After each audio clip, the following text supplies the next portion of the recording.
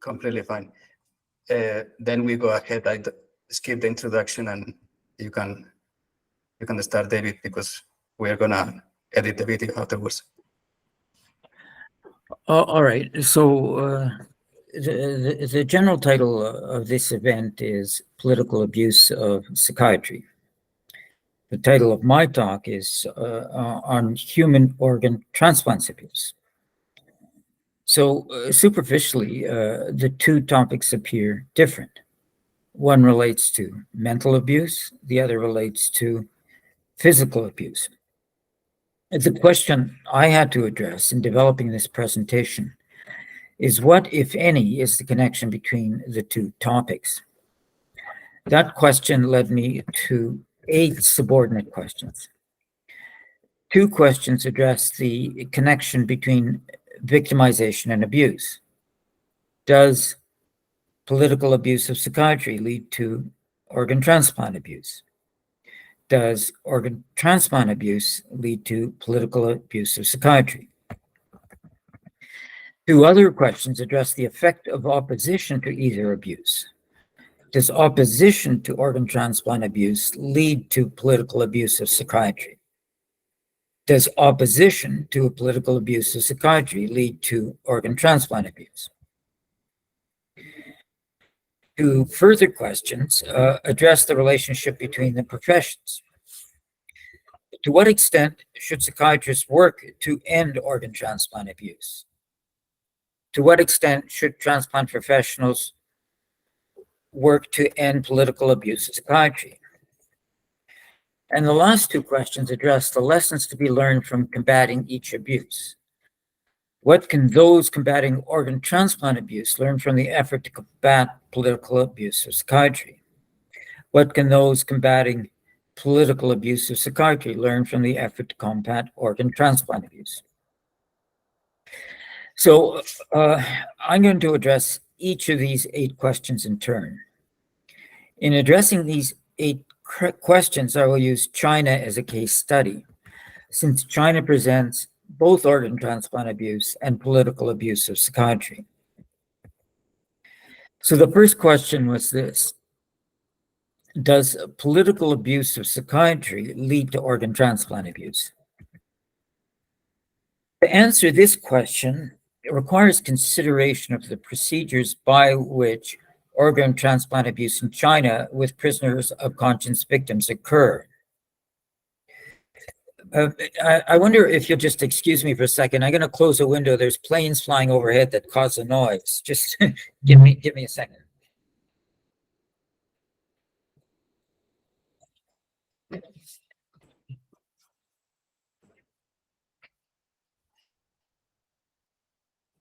There we go. The government of China, through its prison detention centers and hospitals, has engaged in the mass killing of prisoners of conscience for their organs, primarily practitioners of Falun Gong since the early 2000s, and also in large numbers since 2017, the Uyghurs. Tibetans and House Christians, primarily Eastern Lightning or the Almighty House of God, have been victims in lesser number. For Falun Gong experience is this. Falun Gong is a Chinese equivalent to yoga, a modern blending of traditional Chinese spiritual beliefs and exercises. Begun in 1992 with the teachings of Li Hongzhi. Originally encouraged by the Chinese government as beneficial to health, Falun Gong grew from a standing start in 1992 to an estimated 70 to 100 million practitioners by 1999. 70 million was the government estimate, 100 million was the practitioner estimate. Falun Gong practitioners engaged in exercises publicly in groups. Public exercises were visible everywhere in China. There were 3,000 Falun Gong exercise stations in Beijing alone. The Chinese Communist Party, seeing Falun Gong everywhere and fearing for its own popularity and ideological supremacy, decided to suppress the practice as a party decision without a legislative or regulatory ban. The repression led to a great deal of incomprehension. practitioners could not see the harm to the government or the party in a set of healthful exercises. The repression led to massive demonstrations with banners and posters saying Falun Gong is good, as if the Communist Party had mistakenly been led into thinking that Falun Gong was bad or harmful. Practitioners failed to realize that the very fact that Falun Gong was good, or at least seemed so to the practitioners, was what led to its downfall. The party does not fear losing support to the bad, only the good represents a real challenge to party supremacy. Be that as it may, the party arrested the demonstrators in the millions. They were kept in detention in makeshift detention camps all over China. They were tortured into signing documents renouncing Falun Gong, denouncing their fellow practitioners, and embracing the party. And if they did so, they were released. Hundreds of thousands, high hundreds of thousands, refused to sign these documents, even under torture. So they remained in arbitrary, indefinite detention, engaged in forced labor. The detained practitioners were systematically, periodically blood tested and organ examined. The blood and tissue type information elicited from these tests was circulated to local transplant hospitals and transplant wings of general hospitals. And Falun Gong was everywhere, and so the detentions were everywhere, and these hospitals doing transplants were, of course, everywhere also in China. Chinese hospitals advertised aggressively worldwide for transplant patients, offering organs on demand, booked in advance of even vital organs. Patients could pay the hospitals and doctors a predetermined price, paid typically in cash in red envelopes. When a patient showed up, the hospitals would determine the blood and tissue type of the patient, match the typing with the information supplied from the local detention center or prison, and dispatch a white van to fetch the organ. The detained Falun Gong practitioner with a matching organ would be brought to a holding cell in the place of detention and injected with muscle relaxants and anticoagulants. Once immobilized through injection, the practitioner would then be brought to the white van and the organ on order would be extracted. The practitioner would die through the organ extraction. The body would be cremated at a crematorium at the prisoner detention center grounds. The white van would transport the organ to the hospital for insertion in the patient. Coincident with organ transplant abuse in China with Falun Gong victims has been political abuse of psychiatry, also with Falun Gong victims. Falun Gong practitioners were arbitrarily detained in psychiatric facilities, as well as Communist Party detention facilities and prisons. But the numbers were, of course, a lot smaller. Given the number of Falun Gong who opposed the repression compared to the size of psychiatric facilities, it was possible to detain only a small portion of Falun Gong practitioners in these facilities. The question became why any of them were detained at all. Mental health was not an issue. Detention in psychiatric facilities occurred only for the purpose of repression. How was repression assisted by this particular form of repression of a relatively small number of practitioners? In absolute numbers, the figures might seem large, in the thousands, yet the numbers were tiny compared to the overall detained population, which, as I mentioned, was in the high hundreds of thousands. Well, in the millions, if you count those that were eventually released. The reason for this particular form of detention, psychiatric, appears to be that psychiatric detention advanced the propaganda aim of the Communist Party.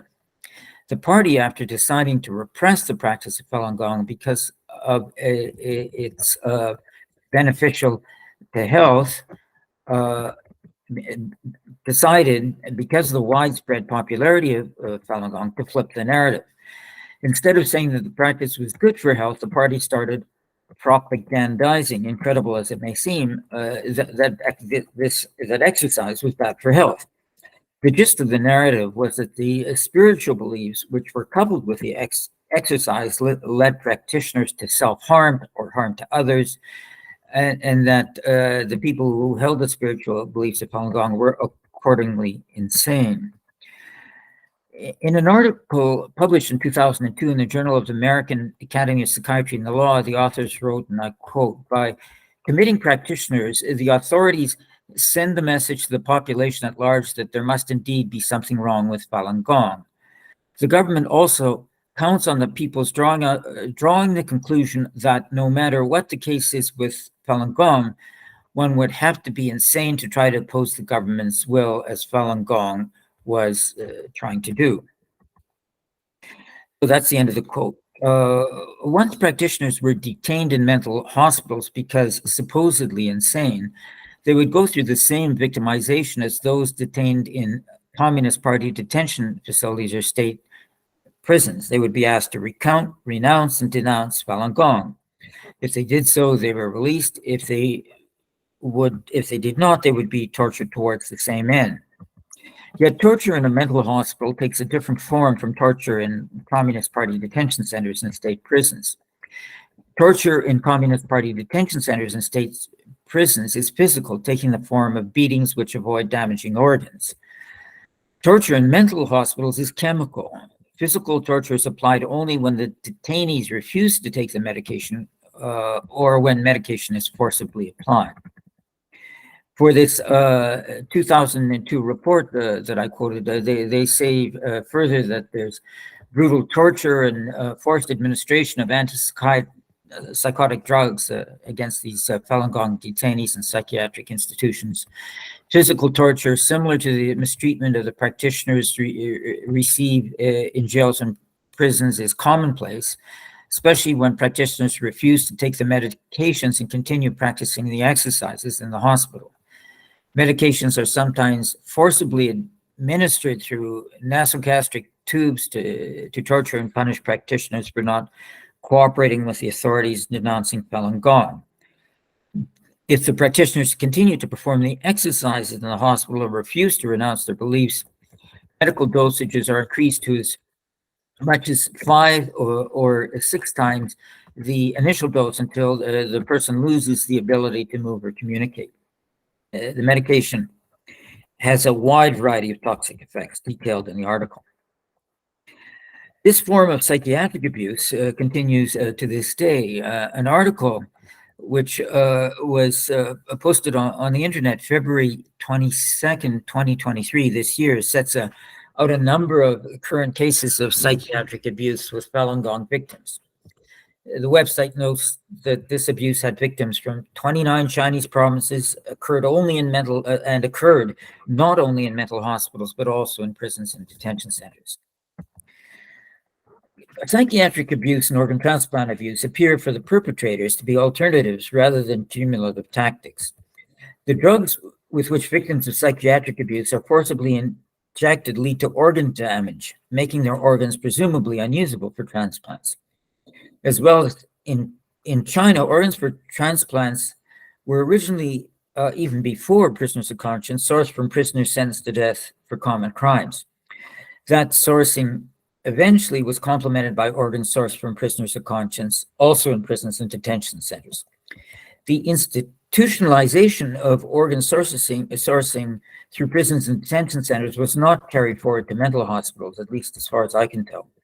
Without excluding the possibility that it has happened, I haven't come across any evidence that victims of psychiatric abuse later become victims of organ transplant abuse. So the second question I asked is, does organ transplant abuse lead to political abuse with psychiatry? And my answer is yes, there's evidence to this effect, that one leads to the other. Generally, those victims of organ transplant abuse do not survive the abuse. They are, as I've indicated, killed through organ extraction. The only possible victims of organ transplant abuse who could be subsequently victims of political abuse of psychiatry are those who survive organ transplant abuse. There's one very detailed public recorded case of that situation, the case of Deng Guangying. Her sequential victimization of organ transplant abuse and then political abuse of psychiatry had an intermediate stage opposition to organ transplant abuse. And so I'm going to address her case in addressing the next question, the third question. So the third question is this: does opposition to organ transplant abuse lead to political abuse of psychiatry? So let me go back to Deng Guangying. She, in 2011, was setting up a stall to sell fruit on a street in Chongqing, Community 6, Jingling Village, Tuchang Town, Hoshan District in Chongqing, China. Not a Falun Gong practitioner. On the evening of May 26, 2011, she was asked to pay 150,000 yuan by the town authorities, presumably for violating their street rules about setting up stalls on streets. And that's a large sum. Today it amounts to almost 20,000 euros. She refused and was arrested on May 31st of 2011. She was transferred from local detention to the Shimei Women's Forced Labor Camp in Jingbi, Chongqing, China. On September 21st, a few months later, at the labor camp, she was beaten in order to coerce her to sign an organ donation form. In the operating room, she was asked by the operating surgeon if she consented, and she protested she did not. She was nonetheless prepared for the operation. Her brother, with whom she managed to communicate and had come to the hospital, and her uncle, who was actually a party official in Chongqing, was the procurate, protested and prevented the operation from going ahead. She still retains a scar under her left eye from the start of the operation, and she was sent back to the labor camp for a year. During that year, she witnessed what happened to Xu Zhen, who was a Falun Gong practitioner from Hechuan Electric Power Company. On September 20th, 2011, a few months, actually, it was the day before Deng was sent to the labor camp. But in any case, Xu Zhen on September 21st was beaten and ordered. No. Sorry. On September 20th, Xu Zhen was arrested for distributing Falun Gong materials in Hechuan City and transferred for 2 years of forced labor to the same labor camp where Deng Guangying was detained. Deng Guangying reported that she and Xu Zhen were taken every night with others to a small room on the 4th floor of the detention building and forced to do 5,000 squats as a form of punishment or torture. At around 1 o'clock in the morning in October 20th, 2011, Deng Guangying was taken from her 3rd floor cell to a small room on the 4th floor. Xu Zhen was already there. Deng Guangying and Xu Zhen were stripped of all clothes and required to do the squatting exercises. Deng Guangying reported, and I quote, "I saw them drag Xu Zhen onto a bed, forcibly open her mouth, use an iron tool to hold it open. They then poured water and food into her. There was a policewoman named Tao Xin on the left side and female police captain on the right side. And she has the badge numbers of each of these policewomen. The 2 policewomen began drawing blood. They then started to remove the corneas, or it wouldn't have been the policewomen, it would have been surgeons started to remove the corneas.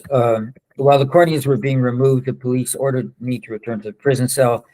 I put on my clothes, I returned to the 3rd floor, and I heard Xu Zhen screaming incessantly. At 7 in the morning, a particularly loud scream came, and then Xu Zhen shouted loudly, "They dug my eyes out while I was alive."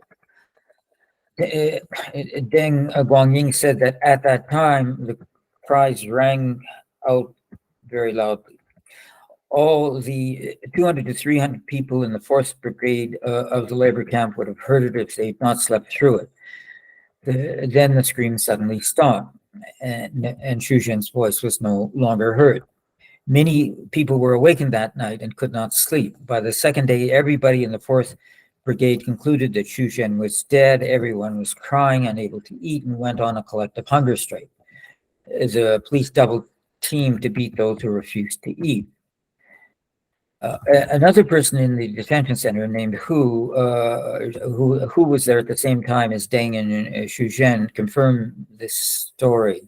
who said that she was awakened by the screams of Xu Zhen. The police came the next day and prohibited everyone from discussing her fate. After this event, at a labor camp gathering, Deng Guangying asked to see Captain Jian of the camp, which Deng was allowed to do. At the meeting, Deng asked Captain Jian, "How much did you sell Xu Zhen's organ for after cutting them out?" Captain Jian did not answer, but instead in response cried, whimpering. After release from the labor camp in September 2012, Deng petitioned the Chongqing municipal government about the organ transplant abuse she had witnessed and about other cases about which she had collected evidence. On one of these occasions, when she petitioned the local petition office, Zhu Hongliang, the petitions officer, told her that organ harvesting and trafficking was caused, generated, supervised by the Municipal Communist Party Committee and the National People's Congress Standing Committee. The petitions officer refused to do anything contrary to these authorities. Deng Guangying then went to Beijing, to the capital, to petition the national government about organ transplant abuse she had witnessed and about the other causes for which she'd collected evidence. On October 2016, the Zhuxia Fen police station in Fengtai district, Beijing, arrested Deng. She was living at the time in the Fengtai district in Beijing. She was handed over to the Chongqing liaison office in Beijing. The Chongqing liaison office in Beijing deported Deng Guangying back to Chongqing, where she originally lived. In Chongqing, she was detained at the Sanmiao Psychiatric Hospital in Hechuan district. The government of the area repeatedly asked family members to sign an agreement that she was mentally ill, that they consented to her being sent to hospital, but the family refused. The authorities said if they signed the agreement, she would be released, but they didn't believe the authorities, that they believed it would just be an excuse to detain her indefinitely. A sister of Deng managed to visit her at the local psychiatric hospital when she was initially detained. After that, all visits were refused. After the first visit, the hospital told the family members that a visit required a certificate from the local police.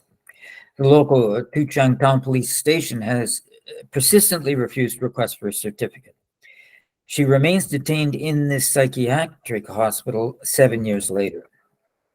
So that's a kind of clear connection between organ transplant abuse and opposition to psychiatric abuse. And does the fourth question is, opposition to political abuse of psychiatry lead to organ transplant abuse? Well, generally, there is a link between perceived opposition to the government and organ transplant abuse. Falun Gong is a spiritual belief and not a political doctrine. Nonetheless, Falun Gong were and are victimized systematically, including being killed for their organs because of their large numbers, which made the Communist Party fear for its supremacy, as I've mentioned. Similarly, Uyghurs and other Turkic populations have been victimized in large numbers because the Communist Party fears that the Uyghurs and other Turkic populations have been and would be insufficiently loyal to the party. Now, not every person perceived as insufficiently loyal to the party is going to be killed for their organs, yet the risk is there. Whether that insufficient loyalty manifests itself through opposition to organ transplant abuse or any other means. The fifth question is to what extent should psychiatrists work to end organ transplant abuse? And there has been an agreement between the World Psychiatric Association and the Chinese Society of Psychiatrists, not about organ transplant abuse, but about psychiatric abuse. There was a meeting in New York in May 2004 during the American Psychiatric Association's annual meeting, where the World Psychiatric Association president at the time, Ahmed Al-Kasha, and the Chinese Society of Psychiatrists president at the time, Don Feng Zhou, issued a joint statement saying that the World Psychiatric Association acknowledges that the Chinese Society of Psychiatrists has cooperated in a 3-year investigation of alleged psychiatric abuses of Falun Gong members who were sent to Chinese psychiatric hospitals and clinics. The Chinese Society of Psychiatrists investigation identified instances in which some Chinese psychiatrists failed to distinguish between spiritual cultural beliefs and delusions, as a result of which persons were misdiagnosed and mistreated. The statement attributed these acts to lack of training and professional skills of some psychiatrists rather than to systematic abuse of psychiatry. In addition, the Chinese Society of Psychiatrists agreed to take steps to educate its members about the issues that led to misdiagnosis and mistreatment, and said it welcomed the World Psychiatric's assistance in correcting the situation and improving psychiatric diagnosis and treatment to the People's Republic of China. The comment of Harold East at the time, a psychiatrist, was that it represents real progress in preventing further abuses of psychiatry in China and will lead to a higher quality of care. Now, what I would point out here is that the investigation to which these statements refer were Chinese Society of Psychiatry investigations, not World Psychiatric Association investigations. And there's a statement that progress has been made, and basically what the World Psychiatric Association was doing is relying on what the Chinese Society of Psychiatrists was saying. And it doesn't deal specifically, I mean, it doesn't deal at all with organ transplant abuse, but it's useful as an indication of the problems that you would get and what the transplant profession has gotten in dealing with transplant abuse. And let me illustrate that by going on to the next few questions. The sixth question is, to what extent should transplant professionals work to end political abuse of psychiatry? Well, my answer to that is ideally there should be solidarity. After all, psychiatrists and transplant professionals are specialists within an overall medical profession. The medical profession has umbrella organizations where the two can work together. The World Medical Association member organizations are national medical associations. Transplant professionals and psychiatrists can work together in any of these national associations for joint effort, which they can bring in turn to the World Medical Association. So that I would suggest should be done.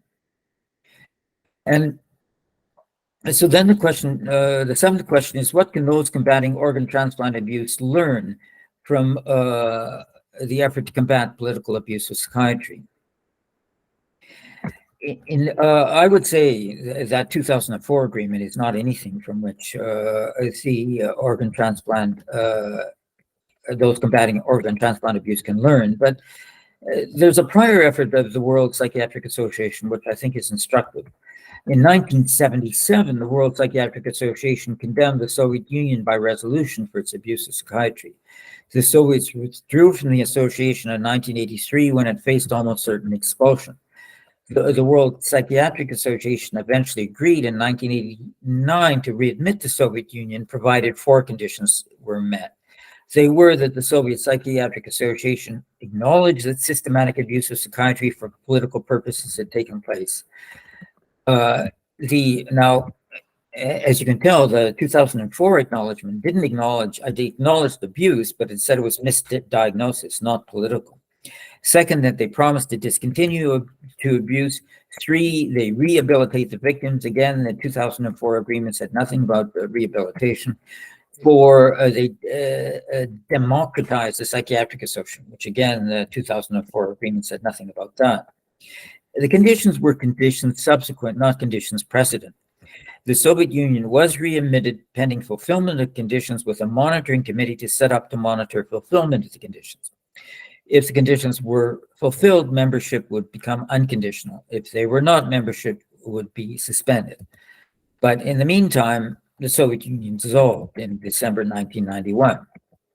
The World Congress of Psychiatry meets every 3 years. Its next meeting after establishing Soviet Union conditional membership was scheduled for 1992.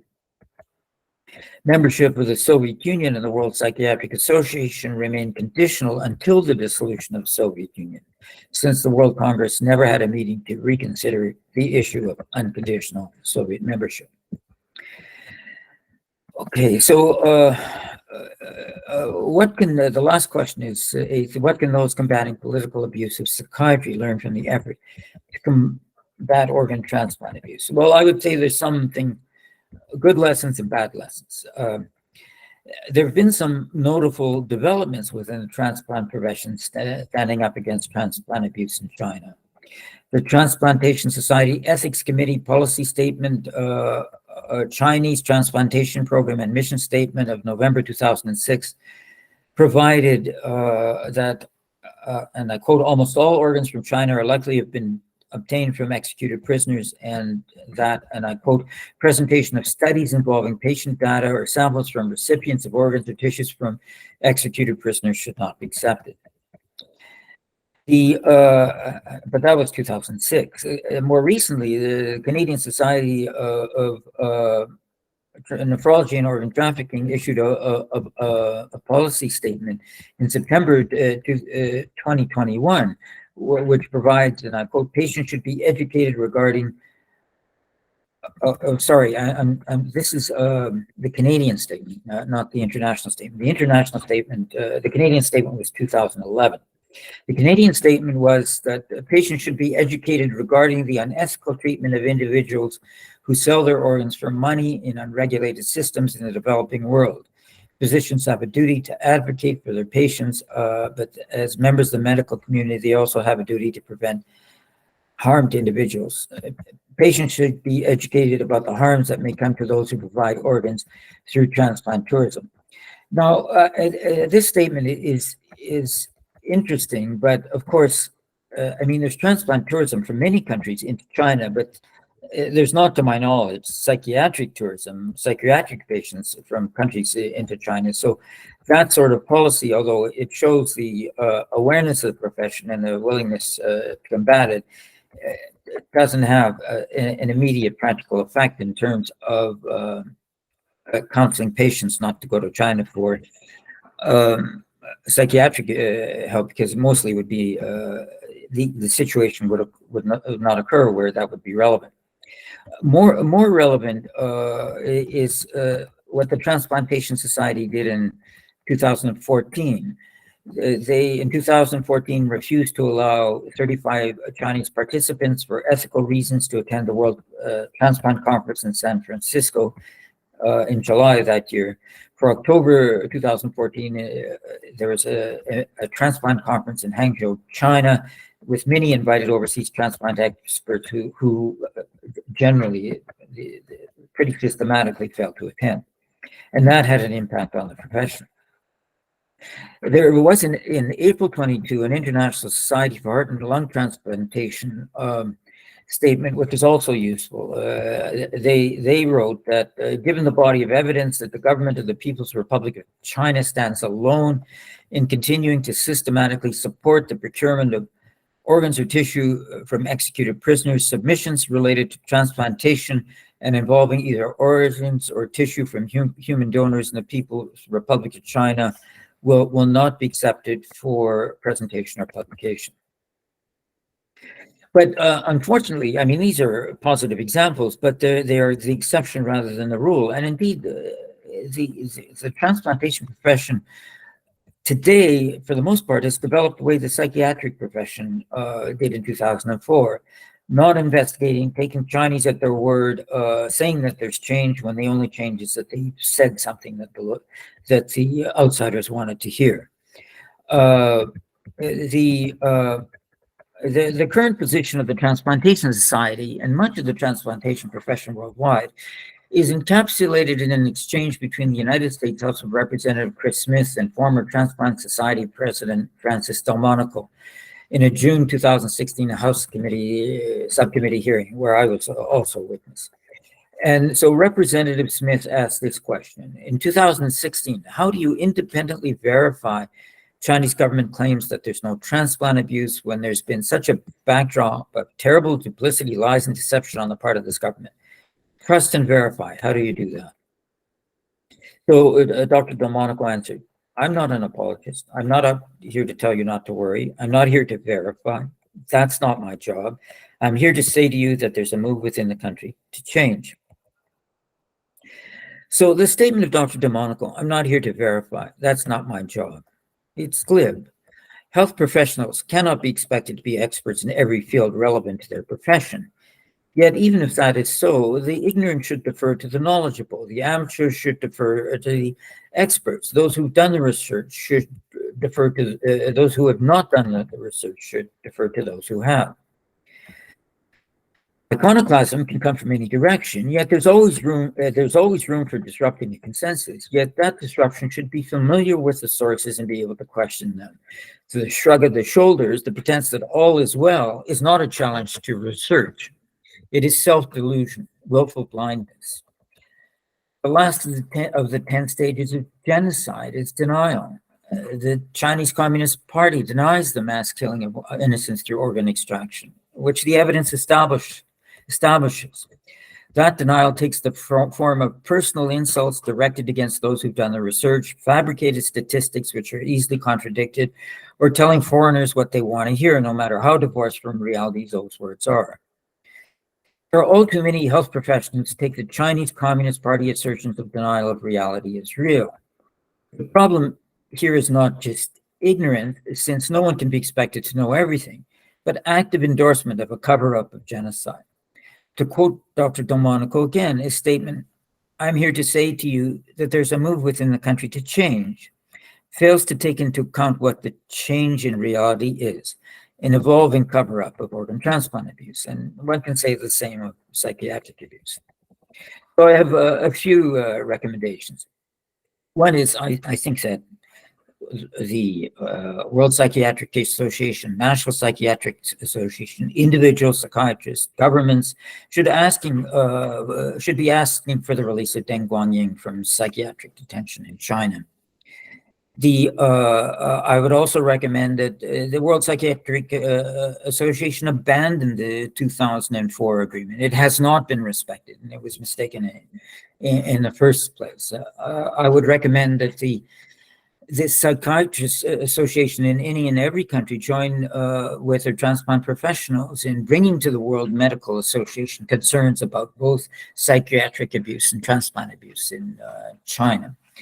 I would urge that psychiatric publications have the same sort of policy about publications and meetings and congresses and presentations and conferences that the International Society for Heart and Lung Transplantation has, which anything is emanating from China where the sourcing is not independently clear, that the sourcing comes from evidence that is untainted by abuse, should be denied. And the fifth point I would mention is that within the United Nations system, there's something, the Human Rights Council, there's something called the Universal Periodic Review, where every country comes up for review every few years. China is coming up for review again in 2024 in January, and I would suggest everyone should be asking their governments in their statements at the Universal Periodic Review to raise the issue of psychiatric abuse, political abuse of psychiatry, and organ transplant abuse with prisoners of conscience victims in their statement in the Universal Periodic Review. And I'll stop there. Thank you very much.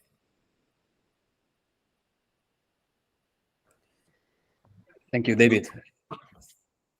And now if anybody wants to make questions, it's a really difficult topic. If nobody does, I will pose some question.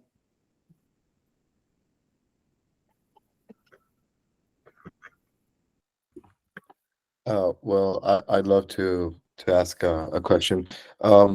Thank you for your presentation. It's really painful to listen to many of the events that you do articulate. I'm thinking from the perspective of what I've had to experience as a psychological professional in Venezuela, and detailing some psychiatric abuse there. That one of the challenges that you mentioned is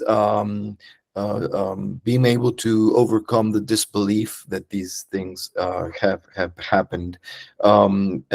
It's not only hard to challenge the professional organizations to look into, but also to challenge kind of the complete disbelief in other areas of the world where it's hard to think that these things are possible. I just wanted to hear your comments on having to deal with something that is found to be so terrible that it's met commonly with disbelief. Well, indeed, that's a common problem, and I would say this is a common problem with all mass atrocities. I mean, this was a problem with the Holocaust. While the Holocaust was happening at the death camps, there was people who were escaping and telling other people what was happening. I mean, Rudolf Verba had escaped from Auschwitz and had a plan of Auschwitz. He showed great detail, everything was happening. And he'd go and he'd tell people this was happening. Some of them believed him and fled. Some of them didn't believe it, stayed, and then were killed in the Holocaust. And it's particularly difficult when you're dealing with the medical abuse, whether psychiatry, organ transplant, because these the psychiatric developments or the transplant developments weren't developed to kill people. I mean, it's easier to believe that a more advanced machine gun is going to kill people than a more advanced organ transplant abuse. But the reality is technology is morally neutral. Even if the inventors intended it for good purposes, the mere fact of their intent doesn't change the fact that the technology itself has no moral content. It's only the people who use it who do. And if the people who use it want to use it for their own purposes, for wrongdoing purposes, it's certainly hard.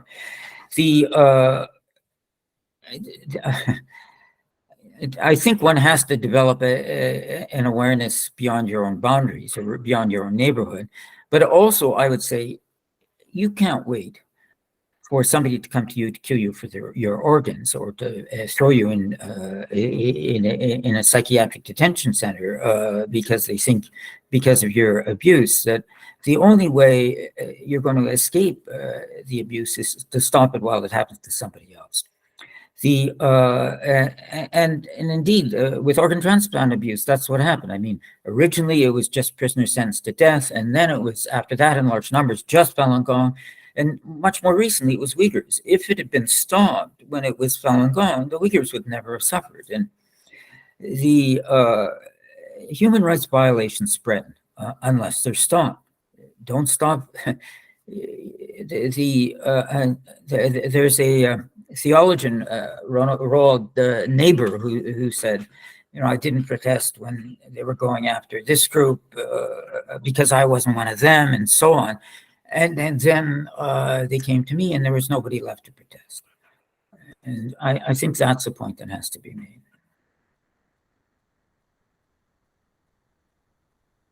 Oh, and here's a written question. I can't unmute. What do you think about the fact that, let me get that up in the, can somebody maybe read that out, or there's a chat question there.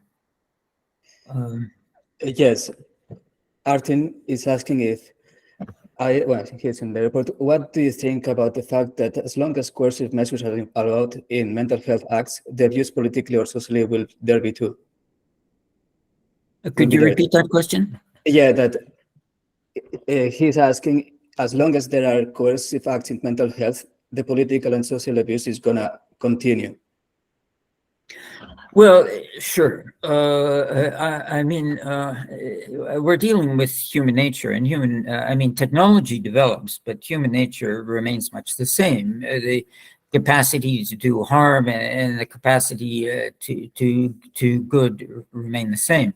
The issue is not whether we're going to eradicate all wrongdoing in the world. The issue is the extent. The issue is whether it's going to be greater or lesser. And what we're involved in is I would say, not an elimination of all possible abuse. It's a matter of minimization, and we can do more than we are doing. And I think we should do everything possible to minimize the abuse, with the realization that, given the frailty of humanity, we can't make a perfect world. Yeah, this goes hand in hand with the question that I had. It's mental health will support people to talk about the traumas they are living or they have vicariously lived through other people in their network, or if the system of mental health is there to stop them from talking, that's just not allows for this problem to stop. That I guess it's the sense that, and here the question, do we have outside China the networks to support people that comes and could talk about what is going on? Do the professionals acknowledge that this is happening and provide the support, do not deny what they are talking about, etc., and provide the environment to talk about this safely over here, not in China, which I guess it's completely out of the question? Well, I mean, to a certain extent, that's a professional question within the psychiatric framework, which I'm not really able to answer. But I think there is another aspect of it, which is transnational repression. I mean, one of the problems we face, which many governments face, democratic governments face, is that these repressive governments are not just repressive at home. They make every effort to extend repression abroad, and in a variety of different ways. I mean, sometimes there's extraterritorial assassinations, but even when it's less than that, there's threatening of relatives back home.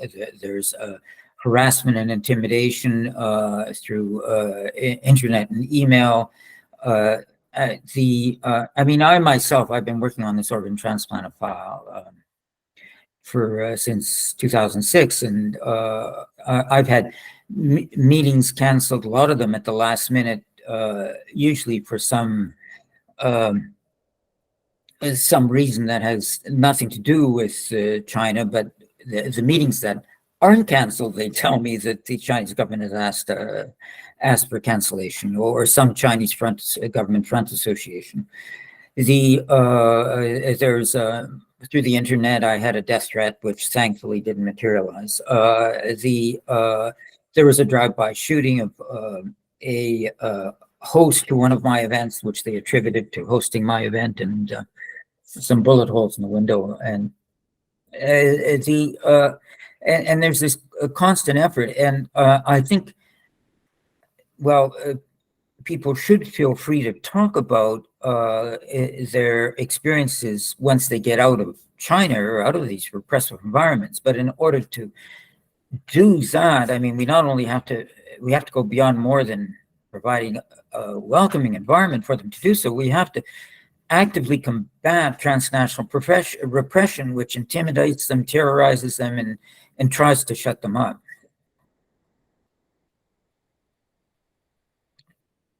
So that was my answer to that question. Yeah, thank you.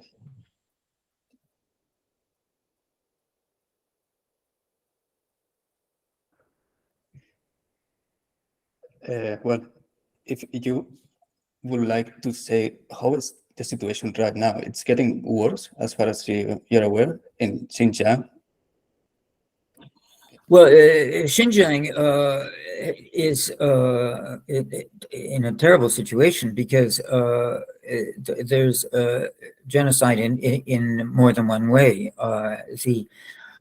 There's a mass killing of practitioners through their organs, but there's also a separation of children from their parents, which is another form of genocide.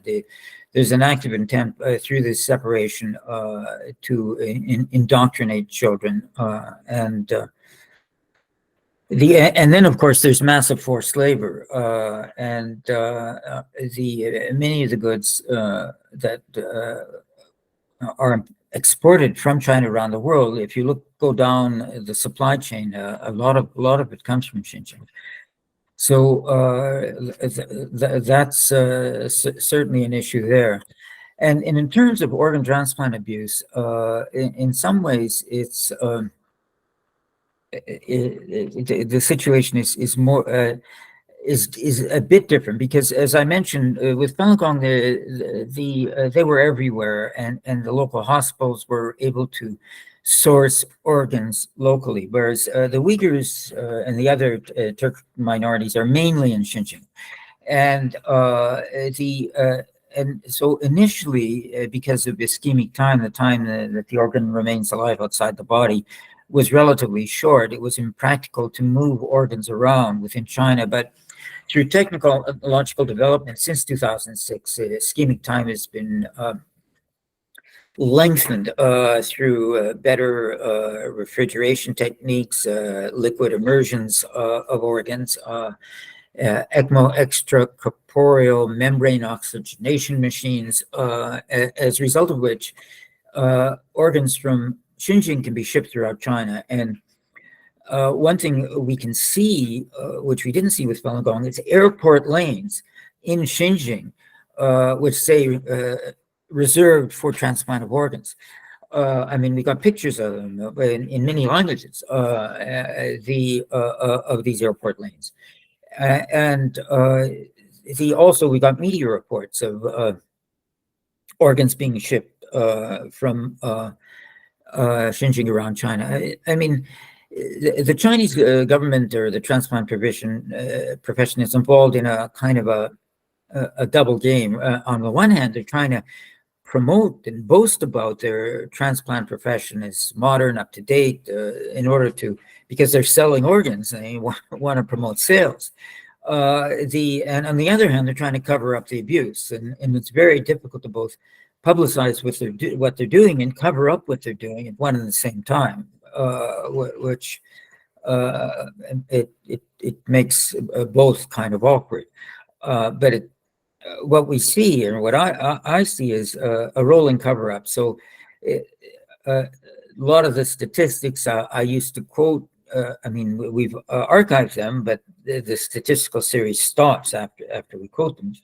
And I mean, the government will deny things and their spokespeople will deny things they've said, even though we have them.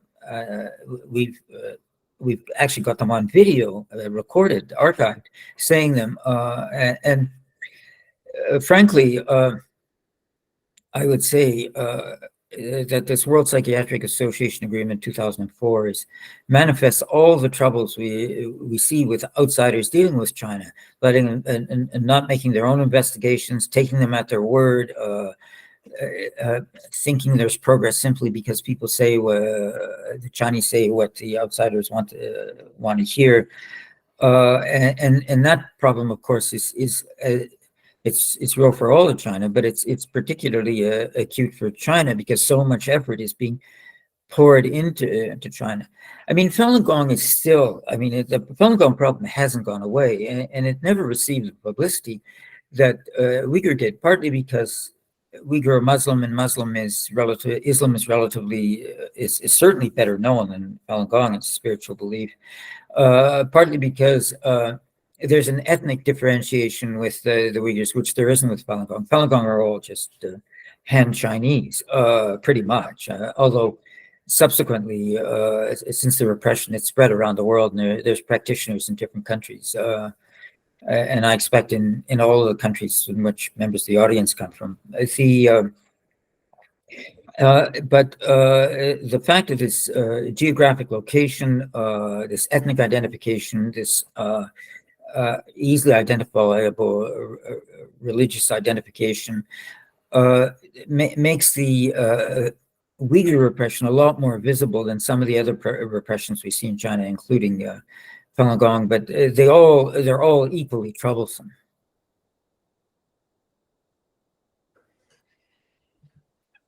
Yeah, indeed. And from outside the profession of psychiatry as well, like a layman, Falun Gong may be an easier target just because it's a weird belief system, if you want to paint it like that, which is what they have achieved. Like, they humanized the whole collective. Correct me if I'm mistaken. And Well, I mean, there's a lot of, yeah, I mean, this is a problem. Words Falun Gong don't mean anything in other languages besides Chinese, the Chinese languages. And so people don't, you know, when the Chinese government says Islam is this or Islam is this, people know better because they know Islam. But when the Chinese government says Falun Gong is this, Falun Gong is that, well, people don't normally read through the spiritual texts of Falun Gong, and all they see is this debate. They see somebody say X and somebody else say Y. They don't know what's true, and so they just figure it's just they walk away from it because they can't be bothered sorting it out. But and that to a certain extent makes Falun Gong more vulnerable. I mean, again with the Tibetan Buddhists, I mean they're very heavily victimized also.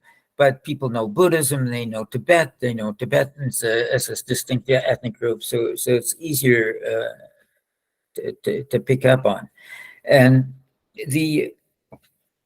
I think that simply because you don't know, you shouldn't be prepared to say, well, maybe there's something on either side. I mean, one has to look at the Communist Party record, which is terrible. I mean, the persecution of Falun Gong and Uyghurs are not the first set of persecutions in the history of the Communist Party. I mean, it's got a long, terrible history, and it's basically a continuation of the same people in charge with the same operation for working, speaking, propagandizing, and one has to take that into account. I mean, China. I mean, every country has its own distinctiveness, and China is definitely very different from the rest of the world. And one has to appreciate those differences to understand what's going on in China.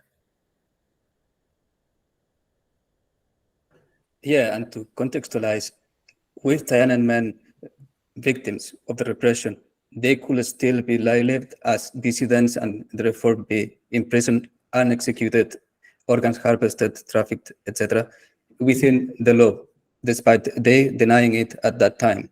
I am right about that. Yet in Falun Gong wave, that cannot be justified in the exterior, outside. It's way too hard to say spiritual beliefs do not align with our. It's a growing community that can become dangerous to us. This is the context. Yes, partly.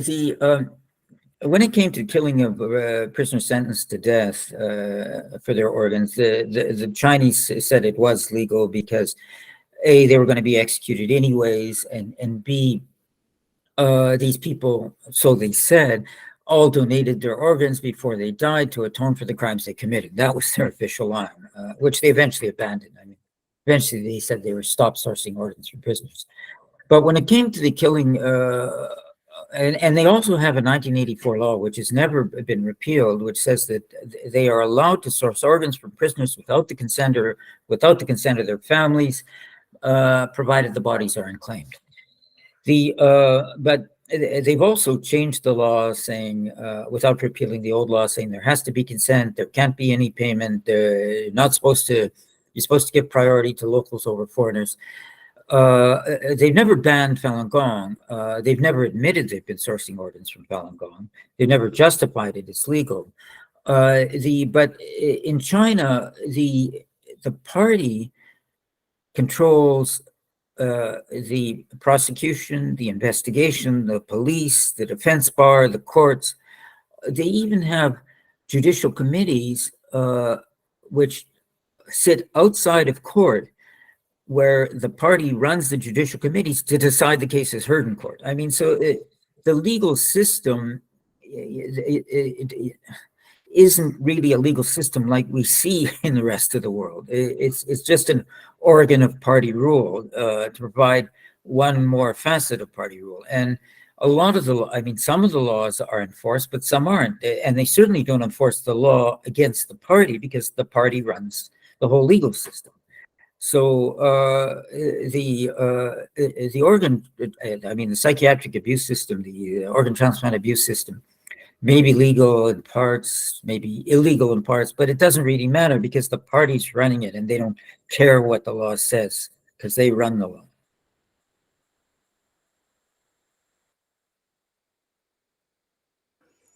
Thank you, David.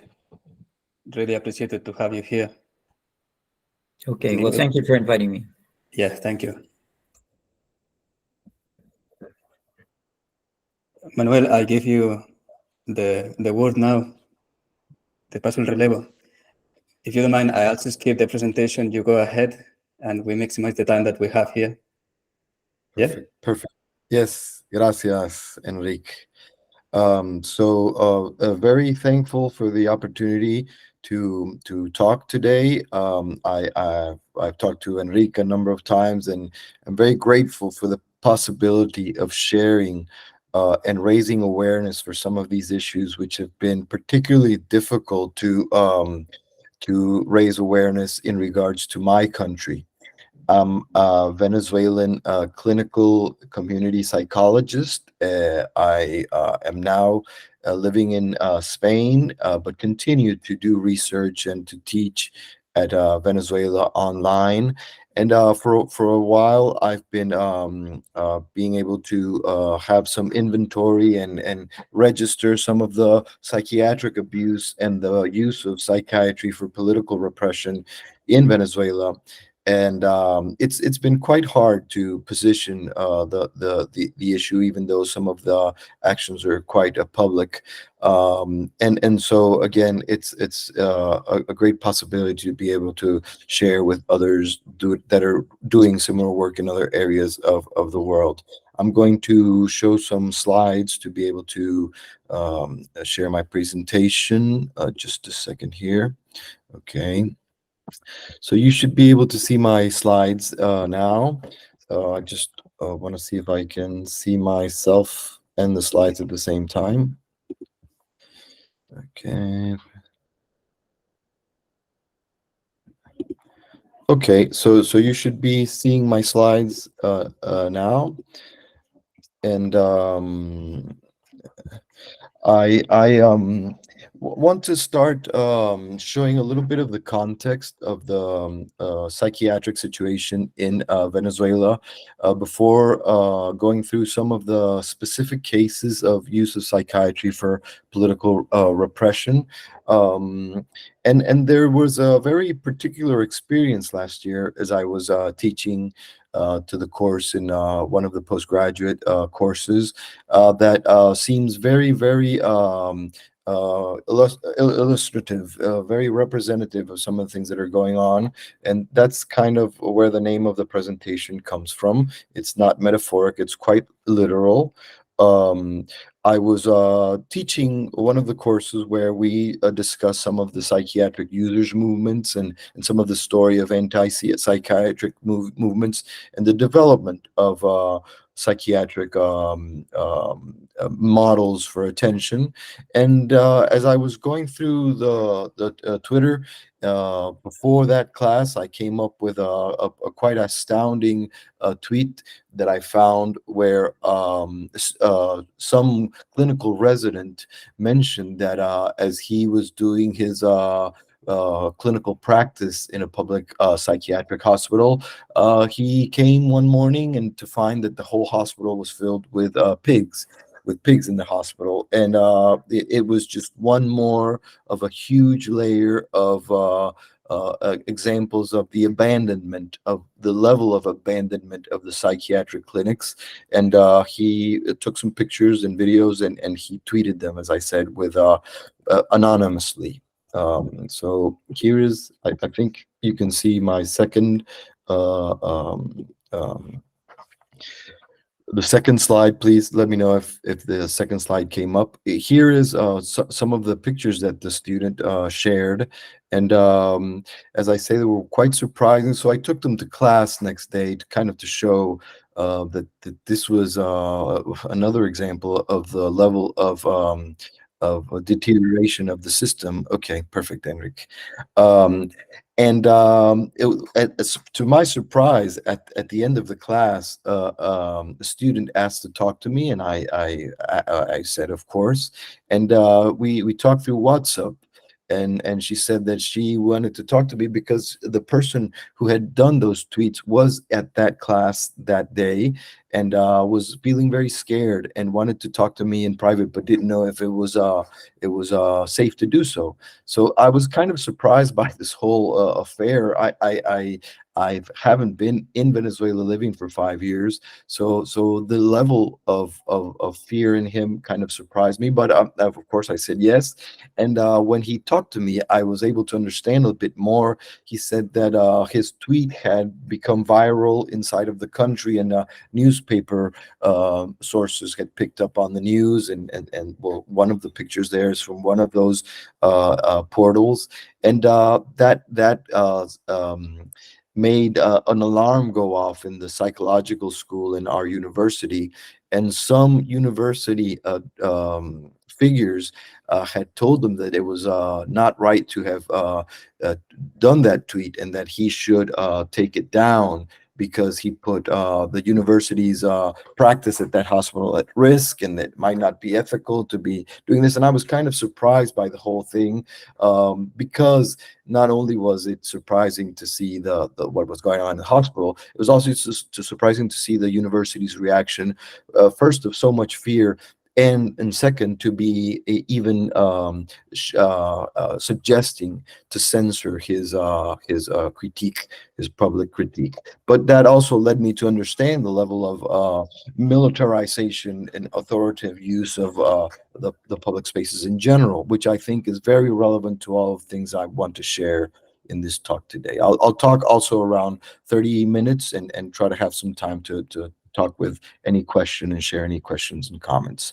So in the context of what's going on in psychiatry in Venezuela, has to do with a collapse of the public health system in general, and specifically in the public psychiatric system, which has very, very gravely deteriorated.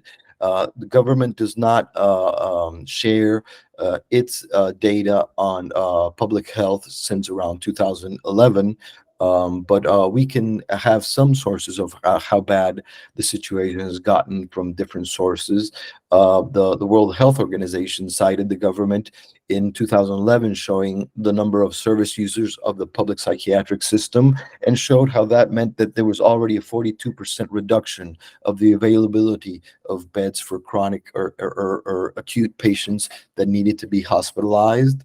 And in 2015, a New York Times report found figures to be of 5,558 service users. So if in 2011 there was a 42% reduction, having 37,000 patients, we can see that by 2015 the lack of services provided is astoundingly low.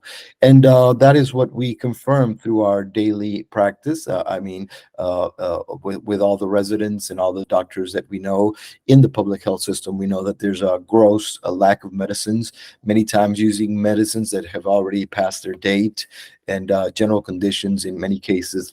There's not even food in some of these public hospitals.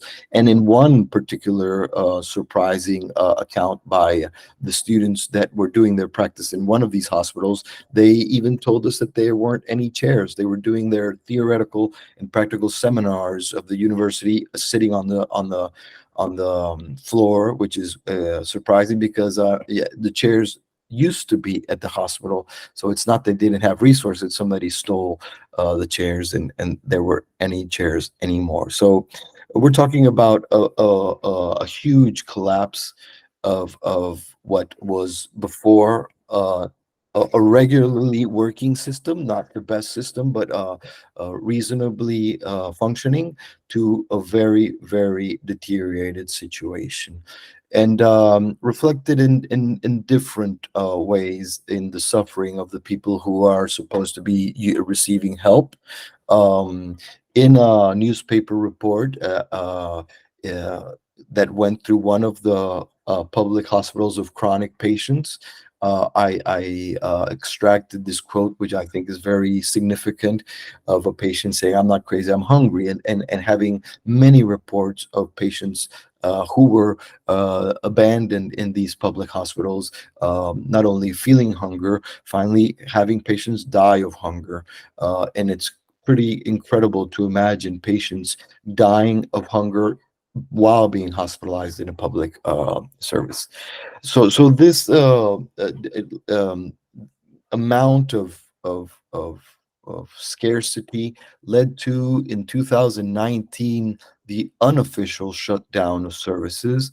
We know this because the directors of services and the doctors that are friends told us that they received the information, not written but orally, to not receive any more patients and to try to gradually send all the patients that were there back to their homes. And for a couple of years, there was practically no access to public psychiatric services in the country. Uh, the lack of psychiatric medicine is one part. There's also a lack of any type of medicines, and we have reports of patients that died because they got an infection and there weren't even antibiotics, and that led to the spreading of the infection and the death of the patient. So in more official reports about the situation, for example, WOLA, which is the Washington Office of Latin America, that did an analysis of Venezuela's complex humanitarian crisis, clearly states that the health system is in shambles, and I'd say the psychiatric system is probably the worst off. And we also have the possibility of that newspaper reports have shown a bit of what's going on, and even international sources, the international reports have shown a bit of what's going on inside of psychiatric hospitals. Washington Post, New York Times, El País in Spain, and we get a glimpse of the gravity of the general situation. 2 years ago, I was able to conduct a research project with one of the news portals that is independent researching in Venezuela, and through them, we were able to call the list of the mental health services listed by the Ministry of Health, and call at different times of day to see how many were functioning. And during 3 months of calling these 264 centers, we were able to receive 4% of answers. Only 4% of those centers answered the call, and 2% of them stated that they were offering attention. So again, another example of the grave limitations of access to services in Venezuela. This is in contrast to a system that had been growing and that had been developing since the 50s. It had maybe 3-4 decades that, with difficulties, had been able to grow and to even improve in regards to awareness of patients' human rights, of developing more modern approaches to mental health.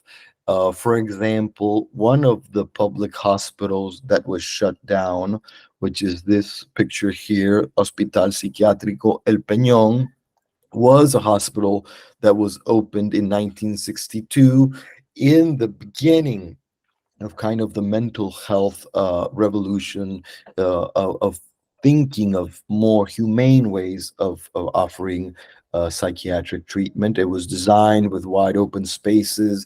It had community activities. It thought that having a very comfortable and active participation of the inpatients would be good for their health. And it was part of the movement that happened in Venezuela and in the world to strive for brief hospitalizations only in the acute moments of a crisis. And it helped to lead some of these transformations in the psychiatric system in Venezuela, as it became part of a movement for reform that was very strong in the 80s, that was fed from many things that were happening in the world. And in 1990, we in Caracas, the capital of Venezuela, we even hosted one of the emblematic conferences on the rethinking of psychiatric practices. And this Conference for Restructuring Psychiatric Care in Latin America led to what is known as the Declaration of Caracas, where many countries of the World Health Organization, through their psychiatric departments, agreed on striving to develop a more community-based and more human rights aware types of treatment for psychiatric patients. So I'm mentioning this because this is, I think, important to understand what's gone on in Venezuela in the last 2 decades and how it contrasts to a system that had its faults, its many faults, but had been having some interesting advances in mental health care. And in a 2018 article by an academic who has thought about what the development of the psychiatric system says about the history of the whole country, he described it as a demodernization that would happen in mental health is described by him as demodernization, and he describes it as a retreat to pre-scientific 19th century psychiatry. As we see some of the pictures that have been reported in these international photographic reports, we see that the conditions of some of these patients are images that lead us more to think about 19th century psychiatry than 20th century psychiatry. And it's in this context of a system that has very gravely deteriorated that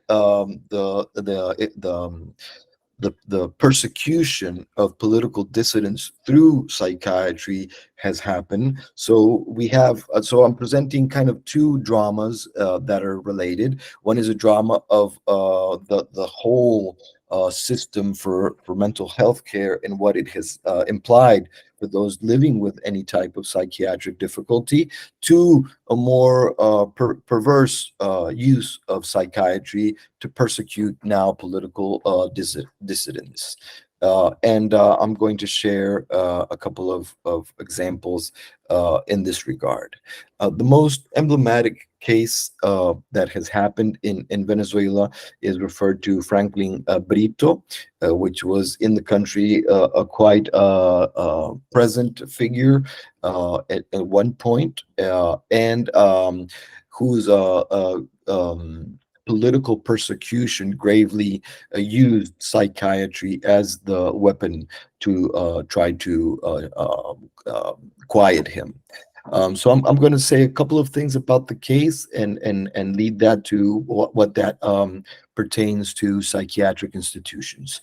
Franklin Brito was a school teacher. He was a high school teacher, also with biology and an agronomer. And he, in his life, what he was dedicated to was teaching in the high school of his town, but he also harvested his fields, and he, being an intelligent man, developed a strain of ñame. It's a root that is eaten in Venezuela, that he harvested without the use of fertilizers. So he found a way of harvesting this particular harvest without fertilizers, and that seemed to be a good thing. And he wrote to the local institution that helped fund much of what the agronomers were doing at the time, and showed that this could be harvested without fertilizers. And at that point, it was well received, and that led to funding his idea, and to stop funding the fertilizers used for that particular harvest in his area. And the dark side of this was that the local mayor was the one who handled the business of the fertilizers. So he started to try to quiet and to silence Franklin Brito. And he did this by two things. Franklin Brito was fired from his post as a high school teacher, and his lands were taken from him, and they were assigned to another local peasant. And the argument was used. The argument used was that it was part of the agrarian reform that was going on in this beginning of Chavismo as a more social, looking for equality government. But the fact was that the agrarian reform was meant to give lands that were not being cultivated, that were abandoned, that were not in use. And in fact, Franklin Brito's land was in use, and it was just using that to persecute him for having uh,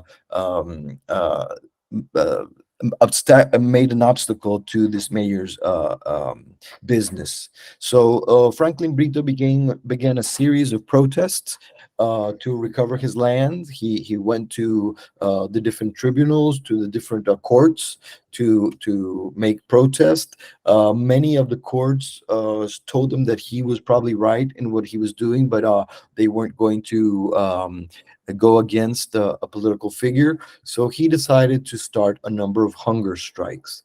And that's when Franklin Brito becomes a national figure, and news reports start to notice him. And he does a number of hunger strikes that begin to give him some political capital to challenge some of these abusive practice that these local governments and national governments was having with, for example, appropriation of land.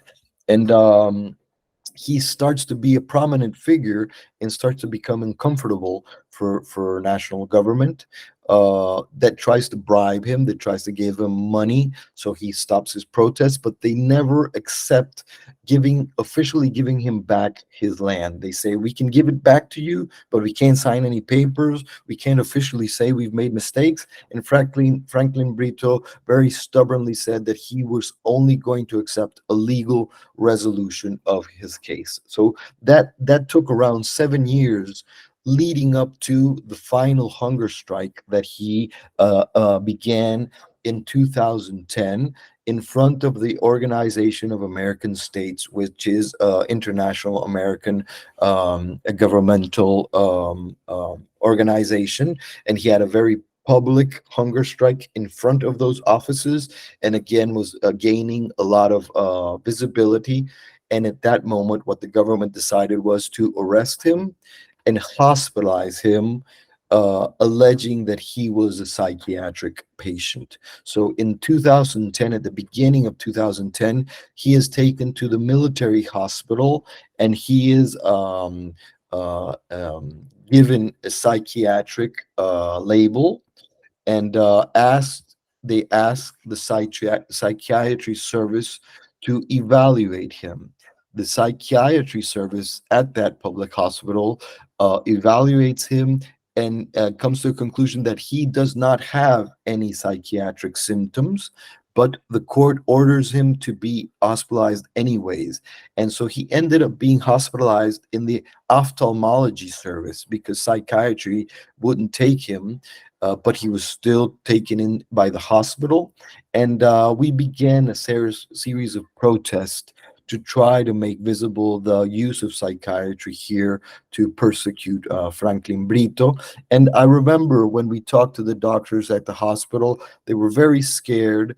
They mentioned that they strongly believed that he did not have any psychiatric illness, and that they were not agreeing with what they were being forced to do, but they weren't going to protest publicly. They were going to say that publicly. They were only going to say it privately. They were going to sign any report saying that he was ill, even though they were being kind of pressured to do so, but weren't going to do any public denouncement of the situation because they feared for their jobs and worse, for possibly being also at risk. And so Franklin Brito spent 9 months in the public hospital. He was force fed at the beginning. he complained that he was being held in prison as a patient. Here's some of the extracts from some of the interviews that he gave at that moment. He said, for example, "I'm being held prisoner. I have three, no, two National Guards at my door. I am okay, but stuck here. They say I'm sick. I'm sick. Since they weren't able to make up any crime, they made up that I had to get well before I am free to leave. I will take this to the end for my family and my dignity." So in this terrible situation, they evaluated him 9 times. The first 8 evaluations came to the same conclusion, that he did not have any psychiatric symptoms, and only the ninth evaluation said that he was psychiatrically ill. It was done by a hospital director of another outside hospital, of a man who's clearly identified with the government, and is very vocal in his advocacy for the government. And this man was the only one that concluded that Franklin Brito had any psychiatric illness. And that led to the Attorney General and to a national senator saying that Franklin Brito was crazy, and that all that had happened were only the reactions of a madman. And he was very publicly insulted in public declarations by government officials. As Franklin Brito saw that there was no end to this situation, he continued his hunger strike, and finally died after the 9 months in the hospital, which is again appalling, that someone who's supposedly been taken care of because he's taken to a public hospital dies while being in a public hospital. And I think this case is very significant for us, not only because it's a clear use of psychiatry to politically persecute a person, but also the difficulties for the organizations of psychiatrists, psychologists, to publicly denounce and to resist what was going on. There was a lot of efforts to resist, but not publicly. And I think this is very symptomatic of the fear of an authoritarian situation that is going on. It has to do with some of the other things that I'm going to mention. But this is not the only way there's been use of psychiatry to persecute.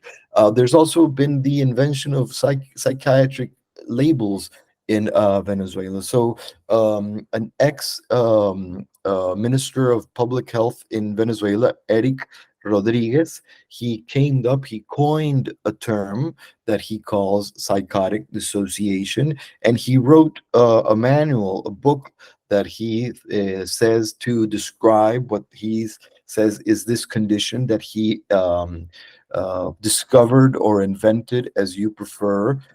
And they published this book by the Ministry of Communications.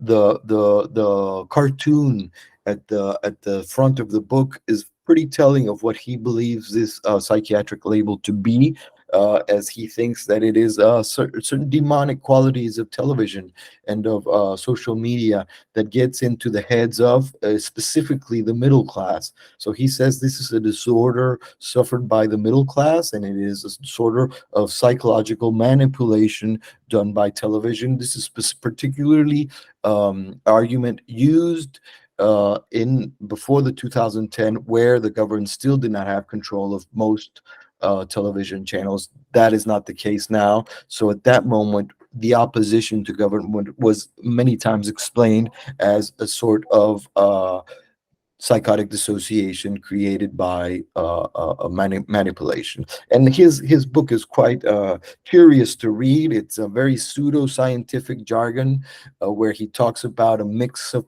things. He is not a psychiatrist and uses loosely many of the labels, but basically he's trying to say this, that opposition to the government is craziness, and we need to deal with people who are going crazy, saying that the revolution is abusive.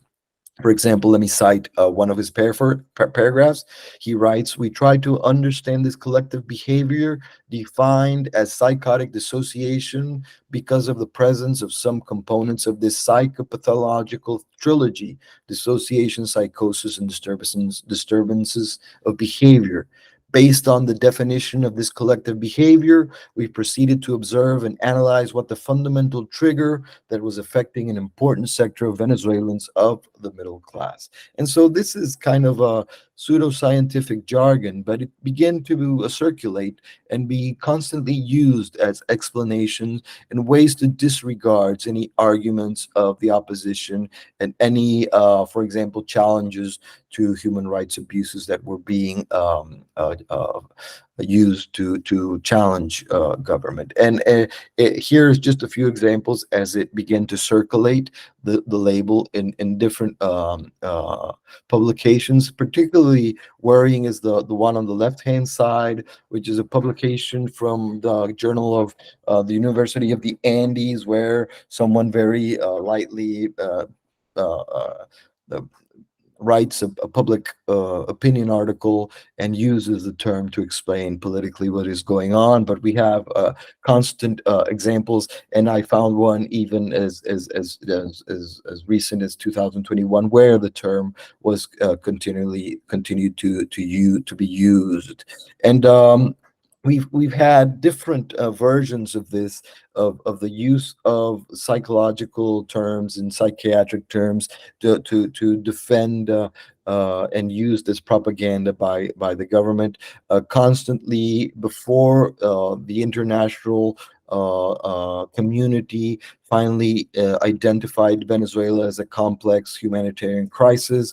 Many government figures said it was just psychological warfare being held against Venezuela to undermine its marvelous achievements of the revolution. So constantly psychologizing and using psychological terms to explain away criticism.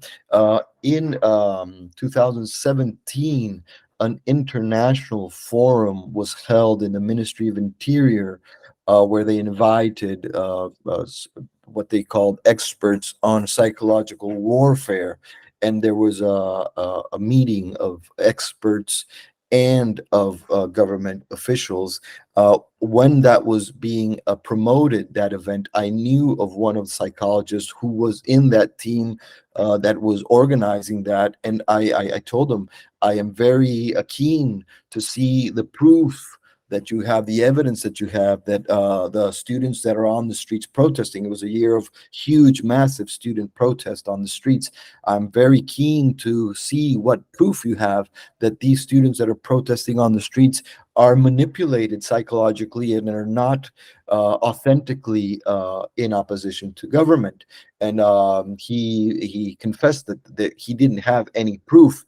He just had arguments of what he thought was manipulation. So I asked him if I could assist the forum, because it was such an important event that was talking about the explanation of what's going on in the protest. I wanted to hear the arguments and see what was going on. And he said that, of course, I would be offered an invitation. But finally, it was a closed event, and no one except those related were allowed to enter. At the end of this event, for example, Nicolas Maduro, the actual president of the present president of Venezuela, suggested that they needed to develop peace laboratories to be able to offer psychiatric treatment, to recuperate, to recover young student protesters who were really just mad and were having psychiatric difficulties, and that's why they needed psychiatric care. So once again, you see in different moments these arguments of psychiatric situations explaining away political dissidence is repeated.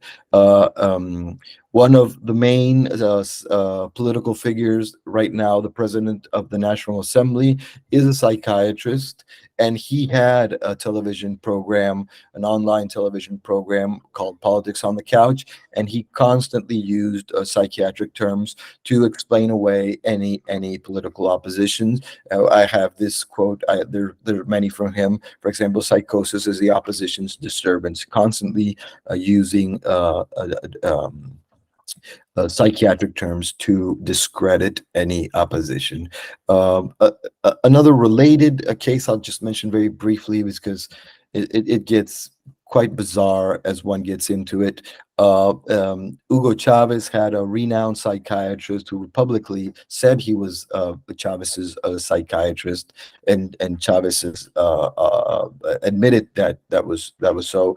Finally, was found to have murdered a patient, and when they found the body and started to investigate in his consulting room, he was found to have 1,200 pictures of naked women in his consulting room. He was a serial rapist, and he had been able to do this because he was linked to power, and he was quite a public political psychiatric figure who was able to conduct a very perverse a terrible practice during years because of his links to power. So we're talking about here different versions of psychiatry interlinking with the power system. I imagine from the outside it's hard to understand such an intricate examples of psychiatry and power in Venezuela. But in the end, what I'm trying to point out is that there has been systematic abuse of psychiatric language, of psychiatric infrastructure, of some psychiatrists to discredit opposition and sometimes to persecute opposition. And this has been very difficult to render visible in the midst of the economic crisis, in the midst of the political debates around Venezuela. The human rights of psychiatric patients has been very much not attended to, and the use of psychiatry for political reasons is something that even the professional organizations have tended to try to not confront. It's difficult to put on the table, to offer debate, and has been complicated to raise awareness. So let me try to close with a couple of comments, my presentation. Um, Let me mention just a couple of things about the reasons that for the collapse, and that I think that bring some arguments that are interesting to debate upon about psychiatry and political abuse. Of course, it's well, very obvious explanation is that we've gone through a huge economic crisis that has had Venezuela in the highest hyperinflation for a country in history of Latin America. A couple of years back, up to a couple of years back, a very complex political crisis that's led to a terrible crisis of infrastructure. Well, that's a very general explanation, but more specifically, I want to mention one thing and leave that up to debate if we have a few minutes to talk. I think this relationship of psychiatry and political abuse, and listening to David Matas in the previous presentation, has a lot to do with how care interacts with authoritarianism, and how in an authoritarian context it is quite hard to develop strong, caring institutions. And that leads to a work by the anthropologist Paula Vasquez, who talked about in Venezuela, what we have seen is what she calls compassionate militarism. So it was a military program from the start. Hugo Chavez was obviously a military man, and it was supposedly ideologically guided to take care of the most vulnerable. But from the start, it was completely directed by a military standpoint. And she analyzes interactions between social institutions of care and the military logics that begin to contaminate them. For example, in a natural disaster that happened in Venezuela in 1999. So at the very beginning of Chavismo, she's able to illustrate very clearly how, when someone was trying to technically resolve the situation of natural disaster, instructions from above made it impossible to do the technical abilities and procedures that we're supposed to do. Any critique was awarded off and was silenced because there was not allowance for anything that was interpreted as betrayal, and that began to deteriorate any political and any public system programs to take care of the most vulnerable.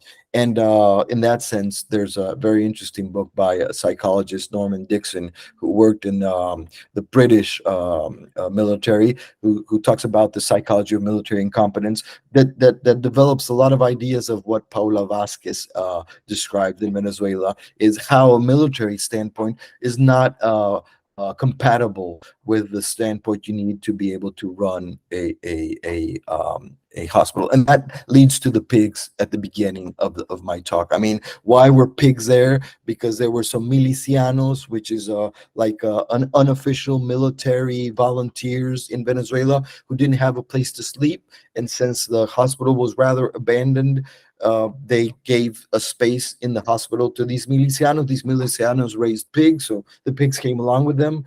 And because there was not many patients, they let the pigs roam through the hospital.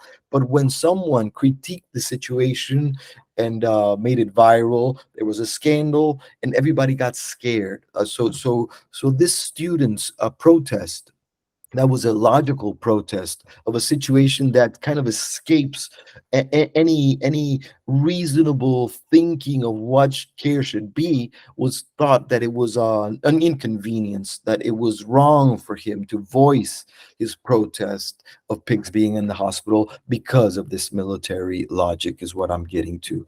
And well, government has been quite insistent in persecuting doctors from the start. This is from this year, an Amnesty International report that shows how government persecution against health workers has been massive, and we have reports leading back to 2004, almost 20 years back, when the Minister of Health threatened doctors that tried to sign a petition against the president at that time, Hugo Chavez, as that was going to be interpreted as an act of terrorism. So we can see here clearly what Paula Vasquez was saying, this interference of military logic in the organization of care, which completely destroyed the possibility to care for the most vulnerable.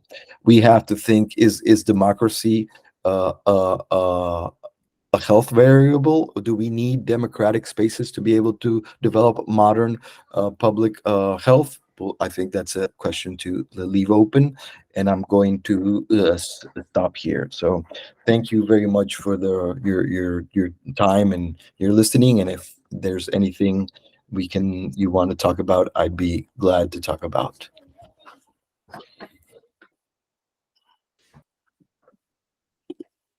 Gracias, Manuel. ¿Alguien quiere hacer una pregunta? Any questions? I was thinking what you said at the end through the talk, like psychology requires freedom of speech to be able to operate. Otherwise, it's the build up to the Second World War all over again.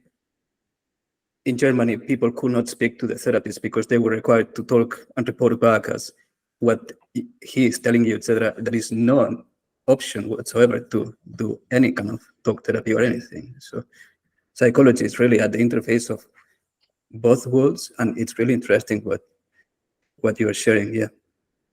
Yeah, sure.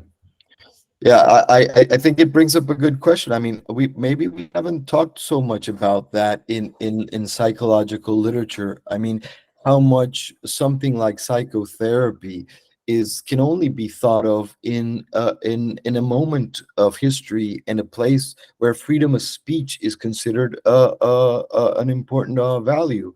I mean, is it possible to develop psychotherapy where there is no freedom of speech? And the cases that you mentioned, where authoritarian governments have been in place that start to complicate psychotherapy, and there starts to be anxiety around being able to speak whatever comes to mind, because it can be politically persecuted. For example, we have reports of that in Argentina during the military dictatorships, but also in Hungary and in the Eastern European countries during the Soviet bloc. There's interesting reports of that. So yeah. I mean, I do think freedom of speech is a indispensable value if we are going to think of psychological attention through psychotherapy.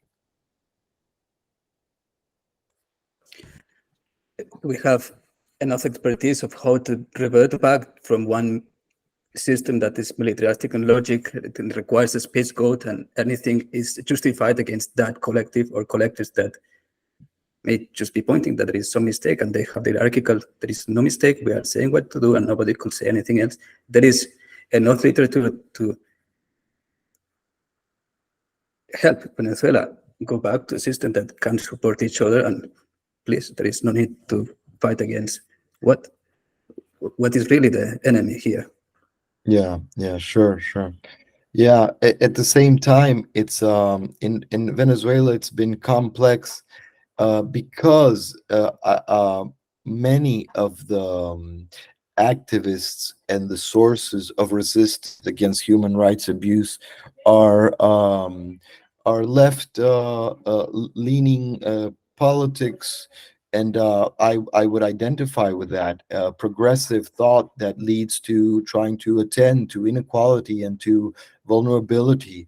I think is a very important a strength. But at the same time, Venezuela has been able to cover its authoritarianism with left-wing jargon, and that's given them a space to be able to do many of these human rights abuses without many of these activists and organizations that tend to point the finger to human rights abuses, kind of be very tentative and listening to what's going on in Venezuela. And it's been very hard in psychological and psychiatric circles to raise awareness to what has gone on in Venezuela, because many of these organizations tend to be very tentative in looking at Venezuela as a human rights abuser and not as a banner for left-wing politics.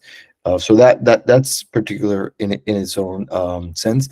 And the other thing that comes up while you were mentioning while you were saying what you were saying is that it's really incredible to see it at work in your university. I mean, in a place where I studied and where I know many of the people who have academic histories and who one knows to be linked to progressive thought and to the thought of freedom of speech, and to think that it's very important to have freedom inside of university, start to react because they're scared and start to have reactions to censor a student. That's kind of surprising to see, and one can see how authoritarian logic begins to take up space.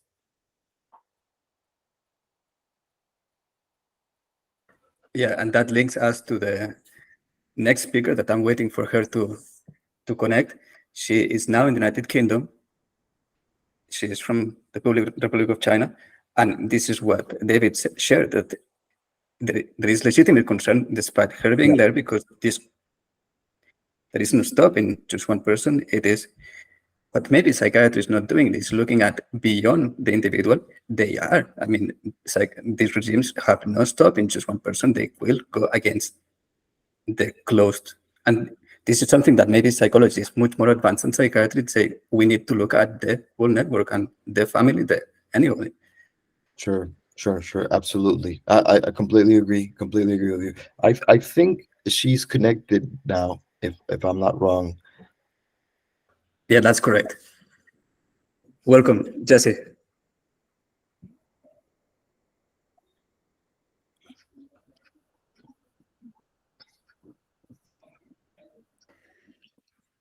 Manuel, do you want to wrap it up, or? Yeah, well, no, thank you again, Enrique. I mean, it's interesting to be able to listen to other experiences in other areas. I mean, it was as I told David, it was painful to listen to the atrocity and the massive numbers of abuse that he reported in China. China seems perplexing in many ways, and seems to be for us allows us to think of Venezuela from a different viewpoint. It's they have some parallel logics and some very different at the same time context to kind of mirror and think about different ways of very authoritarian abuse. Yeah, so thank you again for inviting me and to be able to listen to all the other speakers. Thank you. Well, I'm going to share one anecdote that I have. And I feel that as researcher, I can at least not be put into question that I am saying what I saw. May she have not been truth, but you will see that an old lady in the street in Barcelona next to the hospital that asked me for money because post-operatory she is left without means to live. That is the psychiatric logic of a diagnosis. It's a beggar, but it's not. It's the psychologically speaking, now you come with a formulation of the case. What she said, it is an old lady that is outside the hospital. Afterwards, she could not. And we need this kind of thing that from health system help prevent the massive downfall to a situation like now in Venezuela. Nobody has to, at least the ones in the hospital, do it. So there's a responsibility. But of course, there is fear to talk, but from health disciplines and anybody else around needs to coordinate and help the support system society to stay afloat. It's really something that we should be aware. She's not a beggar. The situations here are not about the enemy or not. It is we need to find a solution. Yeah, how to attend to the system and not just its consequences. Yeah, absolutely, absolutely. Yeah, absolutely.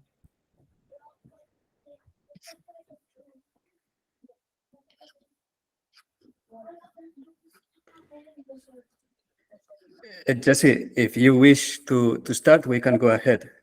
Otherwise, I will just say that imagine if in Barcelona we can go ahead and ask and see, trying to delve into China, as hard as it is. A host of David got bullets in the only because it really it makes people think. I hope that it makes people think. Yeah, yeah. David's presentation is quite astounding. Yeah, sure. Yeah. Psychologically, the break from reality that having exposed to this, many people doesn't know Yeah, that something that big. yeah. It's quite astounding. Yeah, even if I've read a lot of the psychiatric abuse of China, it's been a source for thinking about Venezuela. It's hard to listen to. I mean, I was listening to him, and I felt I mean, during his presentation, for moments, it is quite uncomfortable, quite disturbing to listen to. So I guess that's part of the challenge of talking about these things. They listening to atrocity is quite hard.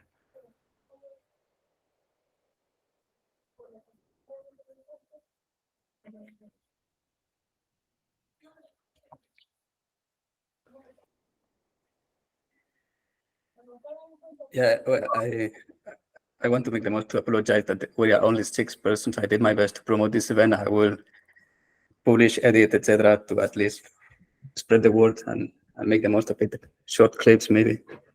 Anyhow, I think it's part of the same thing we're talking about. I mean, first, the rights of mental health has been a difficult issue to put on the table. It's been a struggle to humanize and be able to really register awareness for the rights of psychiatric patients. that by itself has been a challenge. And if you add the political use of psychiatry, it becomes a double difficulty. And having to listen to things that we would prefer to think that are impossible, that we would prefer to think that are unimaginable to be happening, is, I think it's quite a challenge. So I appreciate your insistence, and I think we need to insist on showing some of these realities, and to network, and to find strength in the networks of people who are aware of what is going on. So yeah, again, I think it is a useful effort, and it's great that you're recording, and we continue to share these ideas. Yeah, most definitely. Let's take a break, 2 minutes, and then continue with Jesse. Fantastic.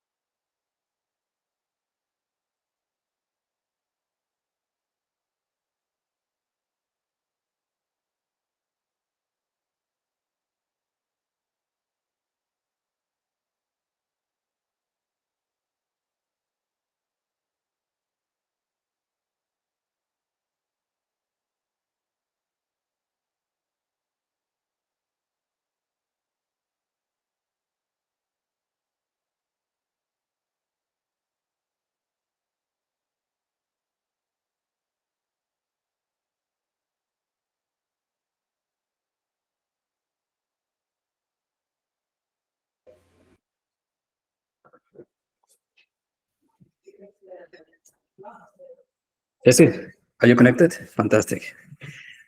Yeah, Thank you for being here. yeah. Hello. Hello. Oh, just several people. That's great. That's great. And just wait a minute.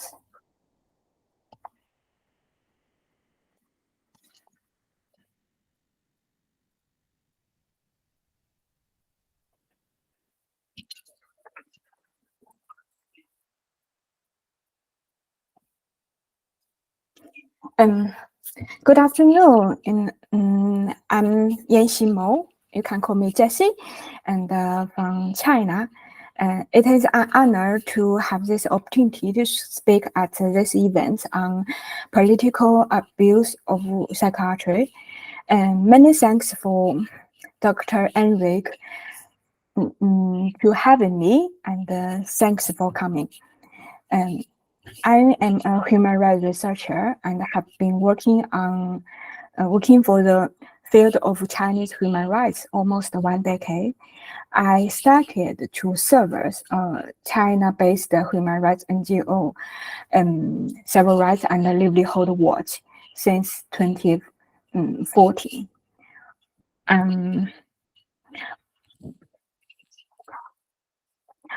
This is our official opposite.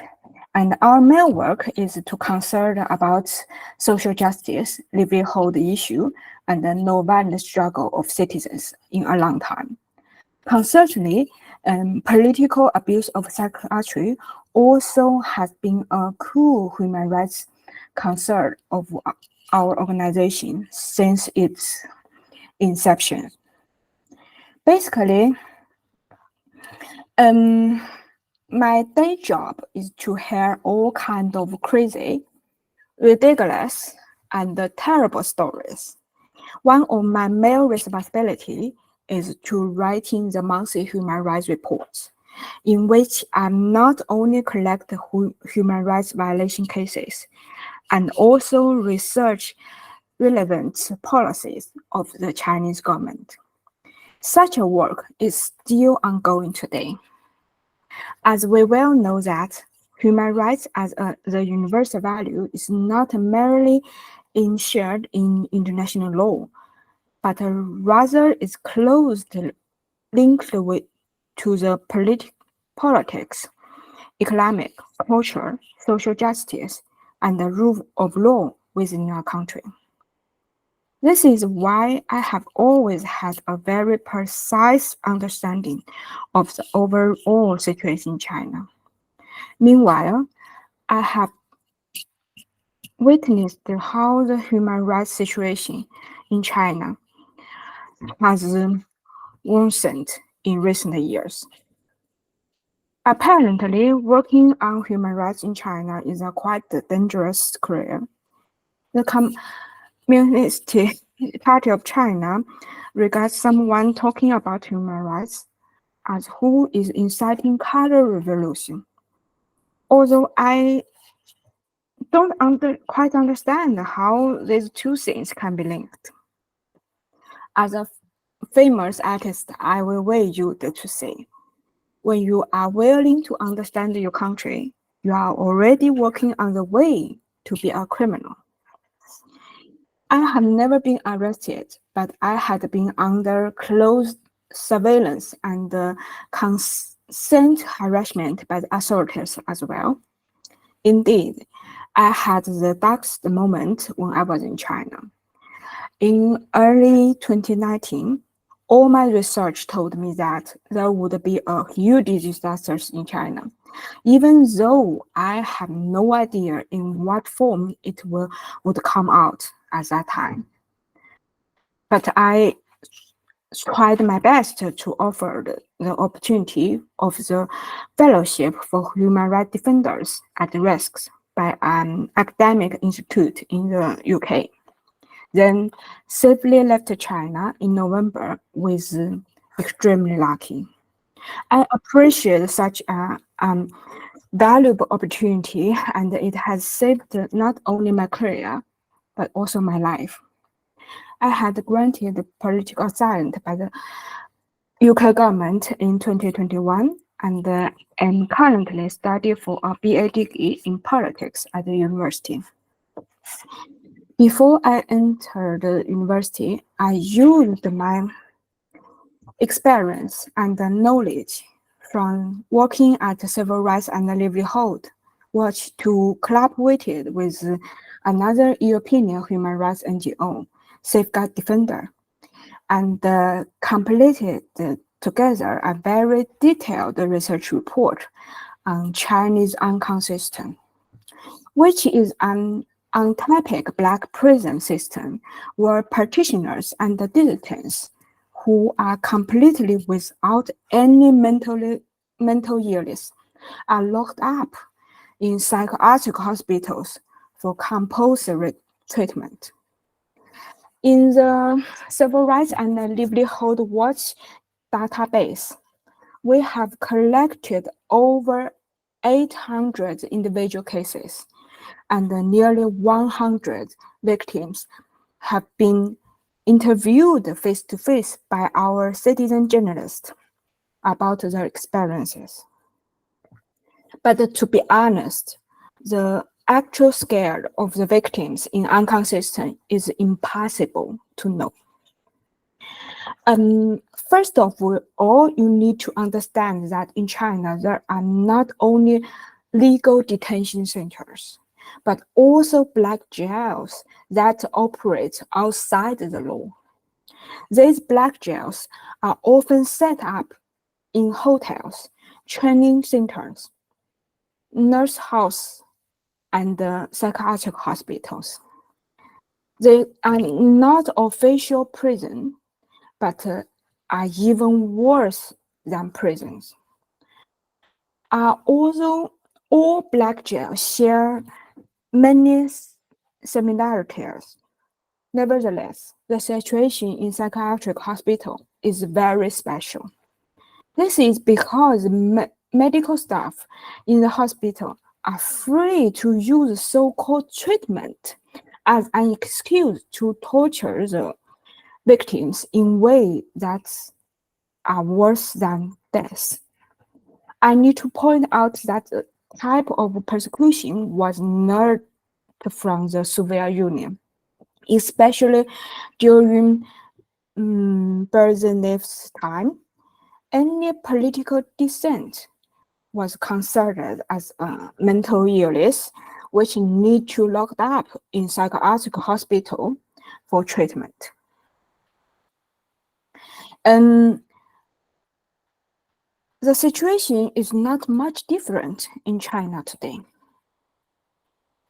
And the existing psychiatric treatment system was established under the Ministry of Health in 1987 and can be classified into three main categories based on the ministry that administers them: health, civil affairs, and public security.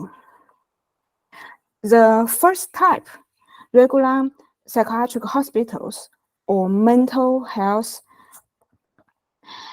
centers, are administered by the Ministry of Health and are responsible for treating psychiatric patients. Youthful hospitals are administered by the Ministry of Civil Affairs and are responsible for treating retired members of military who suffered from mental illness, as well as people suffering from mental illness who have no source of livelihood, no financial support, and no dependents. Uncon hospitals are administered by the Ministry of Public Security, that is the police, and are responsible for the treatment for mentally ill offenders who have violated the criminal law or endangered public order. The uncon system, which at the start should have just meant hospitals of criminally insane, which managed by the Ministry of Public Security. But please be aware that there are only 27 uncon hospitals across China. And in this research report, just 4 victims had been placed in uncon hospital, which doesn't cover the overall scale of victims at all.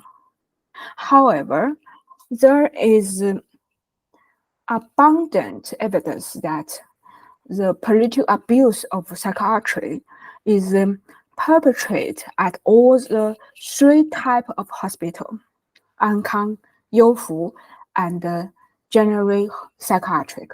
There is no doubt. In this report, we investigated 99 people's cases who had been locked up in psychiatric wards 144 times in the 7 years from 2015 to 2021, covering 109 hospitals in 21 provinces or regions across China. Once inside, victims may stay there for months, even years.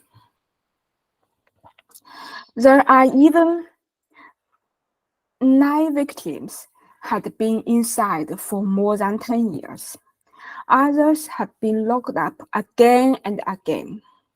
In my research, one woman has sent by the police over 20 times. Many victims were physically and mentally abused, which including forced medication, being tied to the bed for hours or days, beaten, electroconvulsive therapy, and isolated. Even after released, they usually suffered from serious physical and psychiatric trauma.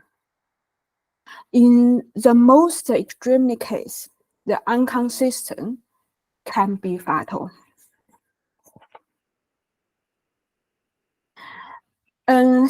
Such as these victims, who was from my hometown of Chongqing. Unfortunately, we couldn't get his photo, and this young man is his son, Zheng Wei. As his father, Zheng Jiping, was tortured to death in the Chongqing Youfu Hospital. Zheng Jiping, a 7 years old retired soldier from Chongqing, and had been petitioning for more than 20 years because police had refused to properly investigate neighborhood dispute that turned into a violent attack on himself and his wife. In 2017, Zheng Jiping was about to go to Beijing to petition again when he was forcibly intercepted by the police on a bus. After the detention center refused to take him, and arguing Zheng Jiping was too old and had been detained too many times already, the police communicated with Chongqing Youfu Hospital and sent him there for compulsory treatment. Zheng Jiping was found to have liver cancer during a medical checkup, and his family members strongly demanded his release. Then they were willing to transfer him to another hospital to treat his liver cancer. But the police refused to transfer or release him and said that the current hospital could treat his cancer. Nevertheless, Zheng Jiping's liver cancer was not treated further in the psychiatric hospital, but the hospital held him back until his cancer was terminal and he was dying. Then the hospital feared he would die there and his family members would make trouble for them. So the hospital negotiated with the police and sent Zheng Jiping back to his home. Soon after returning home, he passed away. Then I'd like to introduce you a brave young woman whose name is Dong Yaochong. He was born in 1989. She is from Hunan province and used to work as an agent for a real estate company in Shanghai. On the morning of 14 July 2018, Dong Yaochong publicly splashed ink on a portrait of Xi Jinping and live tweeted her action in a short video as a piece of performance art. She claimed to be against Xi Jinping's dictatorship and campaigned that she was under mind control by the Communist Party of China. Because Dong Yaochong sent a clear message to the outside world to strongly oppose Xi Jinping, which sparked huge actions on social media. Since then, she has been nicknamed the Ink Girl. However, after a few hours later, Ink Girl was taken away by Shanghai police after a break-in to her apartment. She was then sent back to her hometown in You County, in Hunan province, by Shanghai police, and was detained at the 3rd hospital of Zhuzhou, which is a regular psychiatric hospital. Her father, Dong Jianbiao, a coal miner in his 50s, said the 2 Shanghai policemen had visited the mine where he worked after his daughter was arrested. Although no paperwork had been issued, the police accused Dong Yaochong of attacking a national leader and asked Dong Jianbiao about the family's histories of mental illness. He denied that there was a history of mental illness in his family, and insisted that Dong Yaochong was not guilty. But he was fired from his job after that. On 23 July 2018, when a journalist from Radio Free Asia contacted the hospital, the person on the other end of the phone only said, Dong Yaochong is a political prisoner. Dong Yaochong was released on bail on 19 November 2019 and sent to her mother's residence, but was again confined to the 3rd hospital of Zhuzhou on 20 May 2020 and was discharged after 2 months. The 2 experiences in the psychiatric hospital have left her serious damage, both physically and mentally, which pains her father greatly. In November 2020, Dong Yaochong posted a short videos on Twitter to stress that he's not mentally ill and that he was placed in a local government department after her 2nd discharge, but was strictly controlled by the authorities, which he was not only denied the freedom to choose his job, but was also restricted in her freedom to communicate with her friend and was unable to contact her father.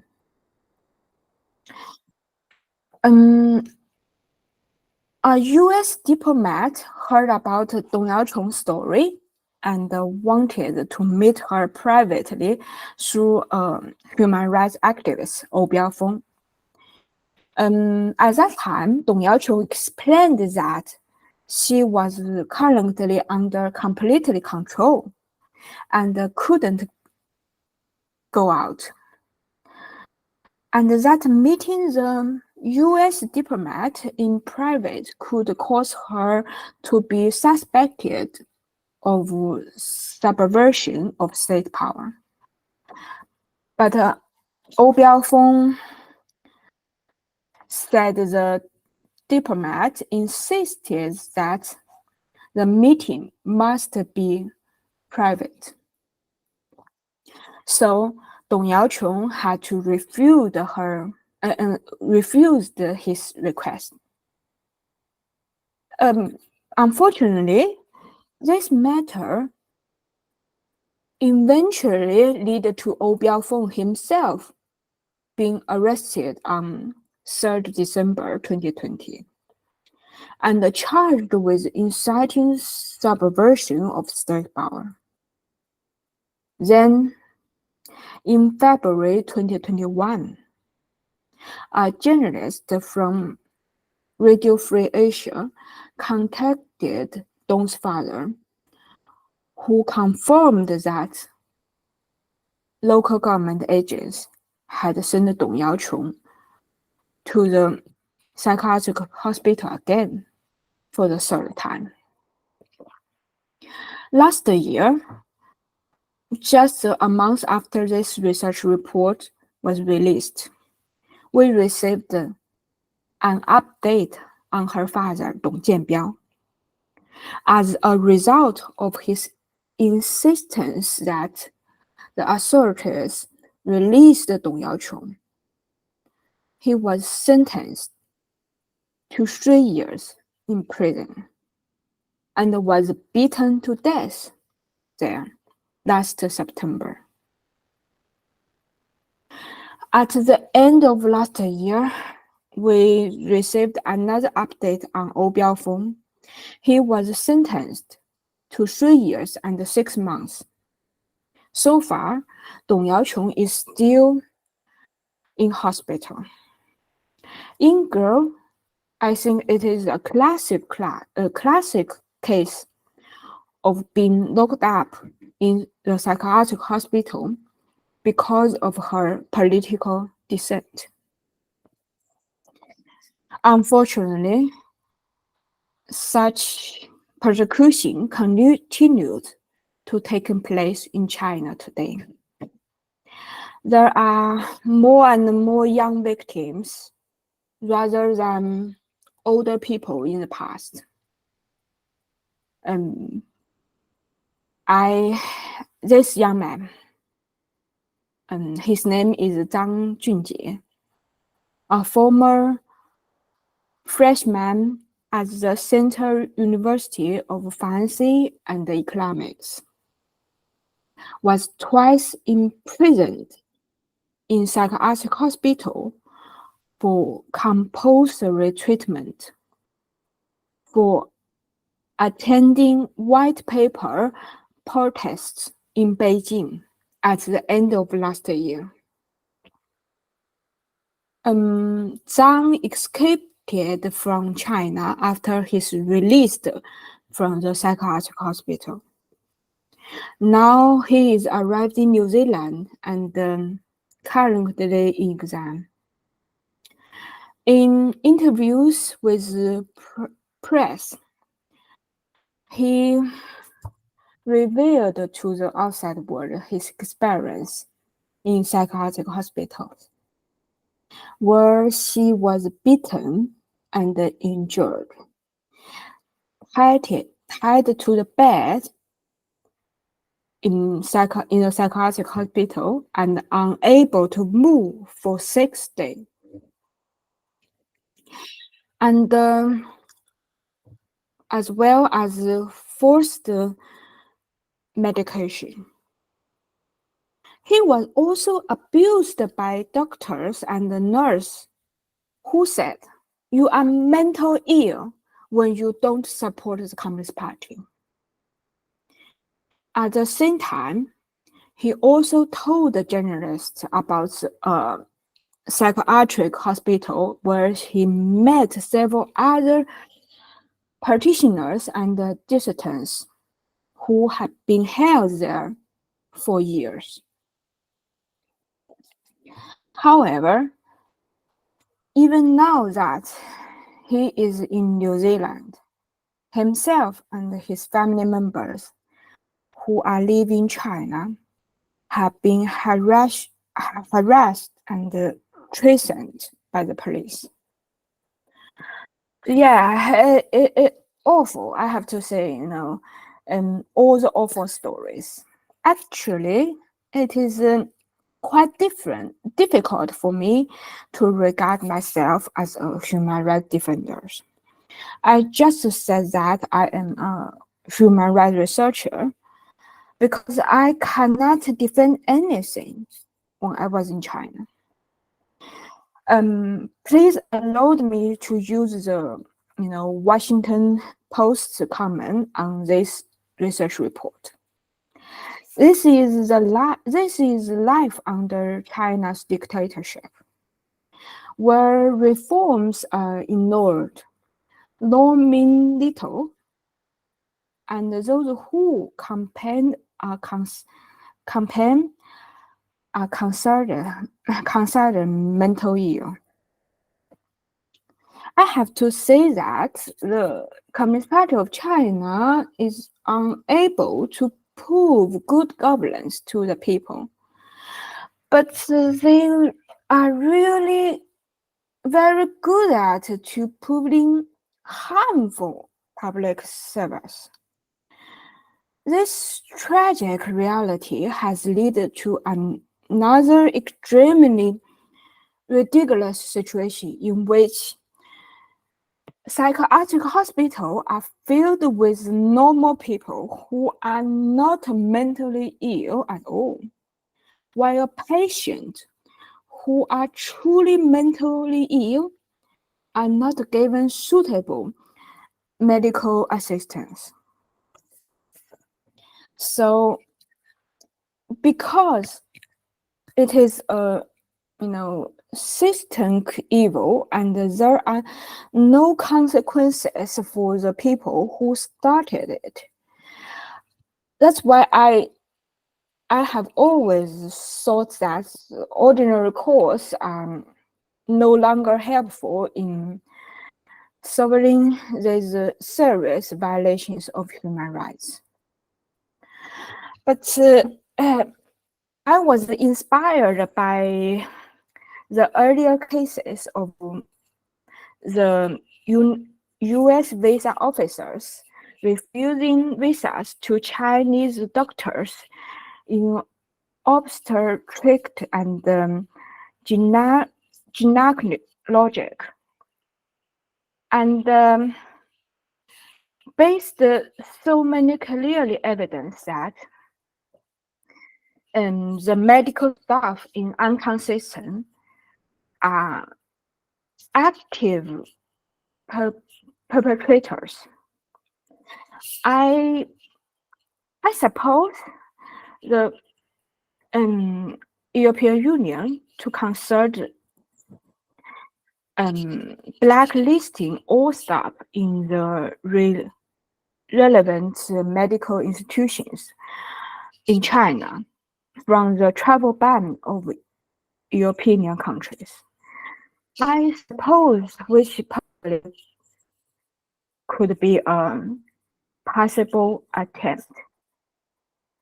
But I have no idea if someone can do this.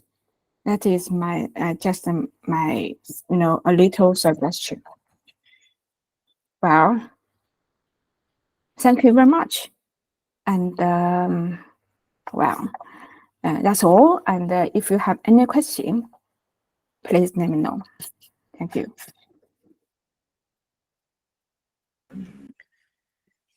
Thank you, Jessie. Thank you so much. Any of the attendees wants to make a question?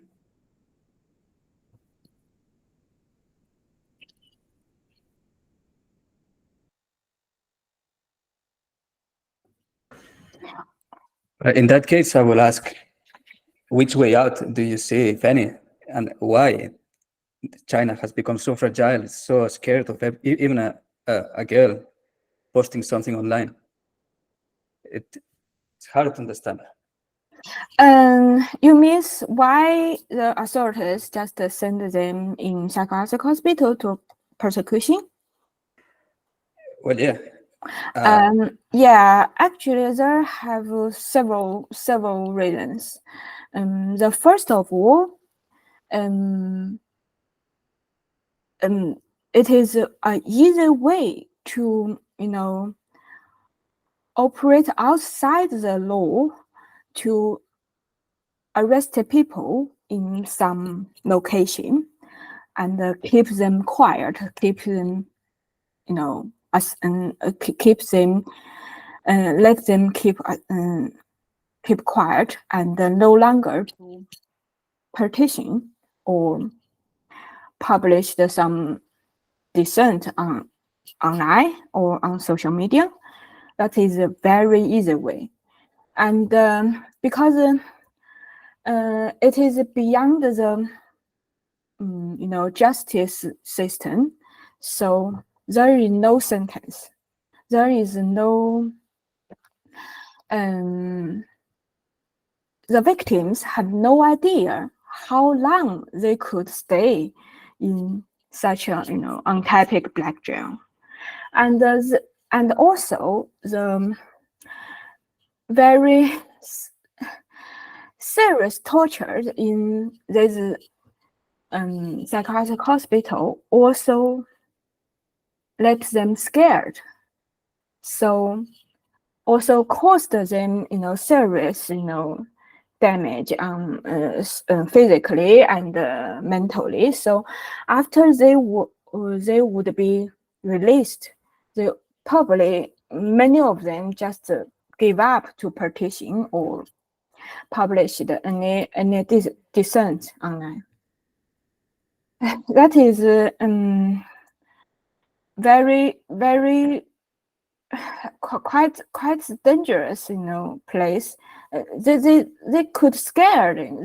Most of them very scared to be placed in psychiatric hospital again. So I think that is why the majority reason for the authorities to put these victims in psychiatric hospital. And I have to say, all of them, they are incidents. The court cannot sentence them guilty. So that is a very easy way to lock up them. And oh my God. Yeah. Thank you, Jesse. Rob is asking on the chat if there are written reports about the kinds of events that are happening in the statistics. How often? How common is this? You means how often, or?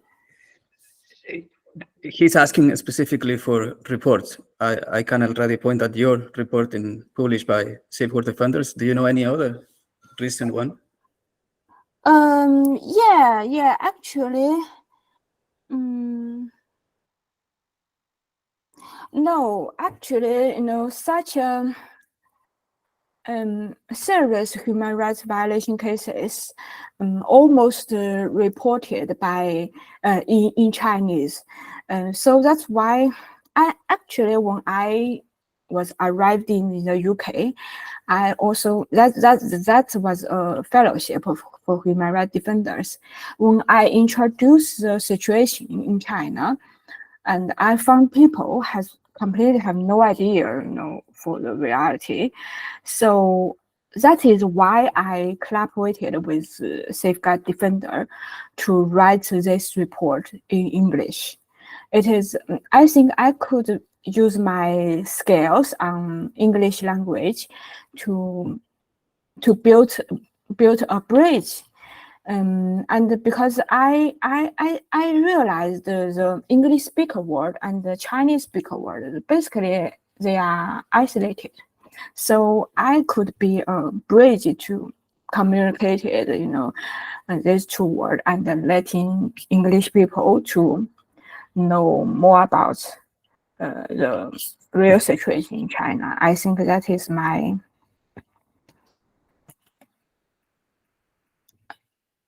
that is my responsibility. Okay, actually, if you have any interest to read the research report about ANCA system in China, you can scan this code to download the complete report. Yeah, this code you can use your phone or other. This is. I also put it in the chat, and I will ask you that 27 centers in the uncount system, how accurate is that? As if they're asking for statistics starting from that, and how many researchers in the West are working like you, able to reach very specific numbers that it's a I good start.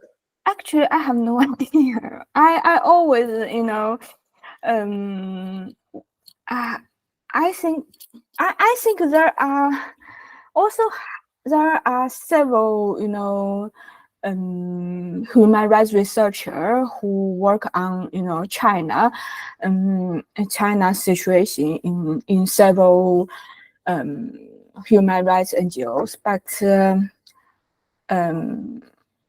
they have their own responsibility, their own duty to do their job. And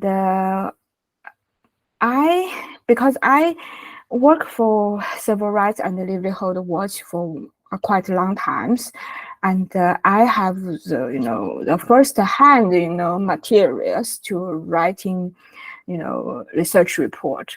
And I hope there will be more, you know, human rights researcher can doing similar work as I have done, and because it is really important to let the English speaker world know what is happening in China.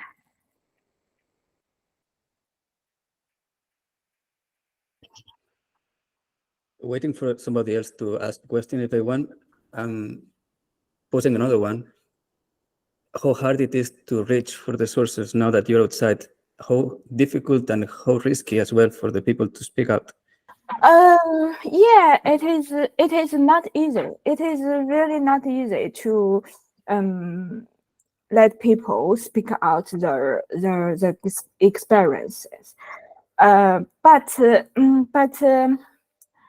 actually, why I always said the actual scale of, you know, victims is unable to know, because all the data, all the information, all the details, basically they were from victims themselves or their family members. Unless they speak out or contact with, you know, our frontline journalists, we have no way to know their experience. So and as I know, indeed there are so many victims who want more people know their experience, and so that's why they speak out. And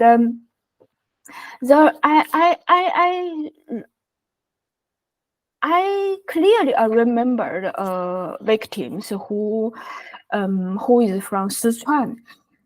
He clearly told our journalist, I hope the press or media can report my stories.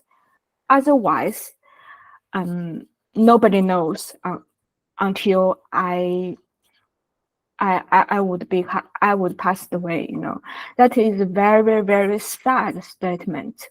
Also, this sad, you know, tragic, you know, stories also inspired me a lot. And because you can see, even they in such a, you know, terrible situation, they were still fighting back. That's I always consider, you know, if I am in the similar condition, I probably just give up. But their courage also inspired me a lot for my work.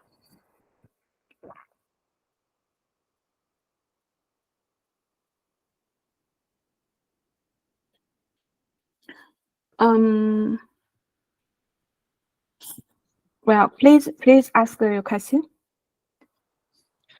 Hi, Yancy. It's a pleasure to hear you. I was gonna ask something related to the last comments that you made. I was wondering, in such a difficult situation, what were some of the sources of resistance? How is it that an artist is brave enough to commit a public act of resistance? And you mentioned the inspiration of other victims speaking out. What do you see are sources to be able to resist in the fear and the control that you describe by the government? Yeah.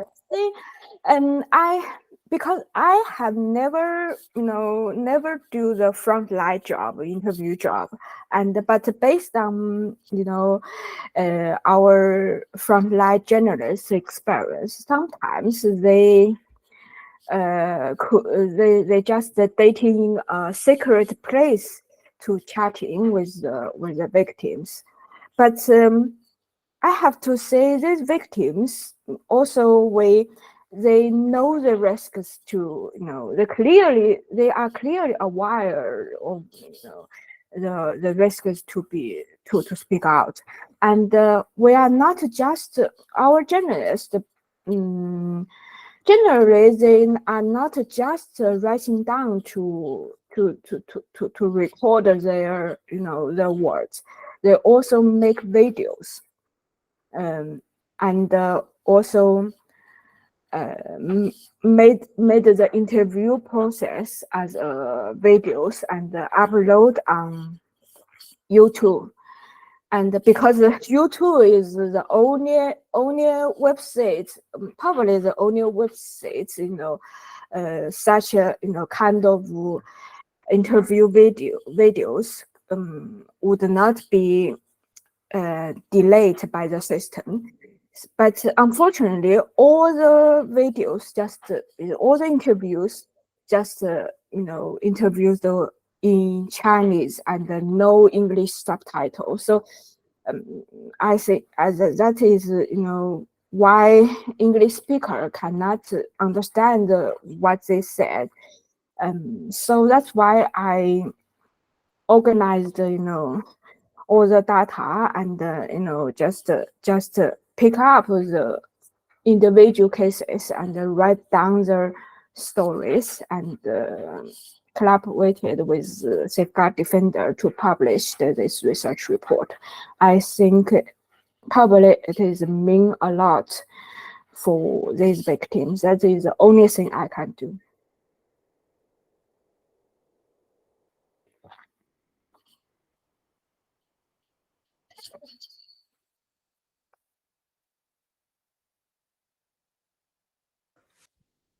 Yangxi, you mentioned hotels used as black jails. Yeah, yes. And that means that the 27 hospitals that are used to hold people as psychiatric patients or mad people without any kind of trial, it is much more common, or can be more common. It's just spread around anywhere. Is that the case? Yeah, I mean, the 27 Ankang hospital, which management by the public Ministry of Public Security, that is the police, but Ankang system is very just there were just 4 victims in this this research report were placed in such a kind of hospital, but more victims they were locked up in regular hospital, psychiatric hospitals and or youthful hospitals. That is more common. So, and also I think 27 Ankang hospital is very small scale to locked up,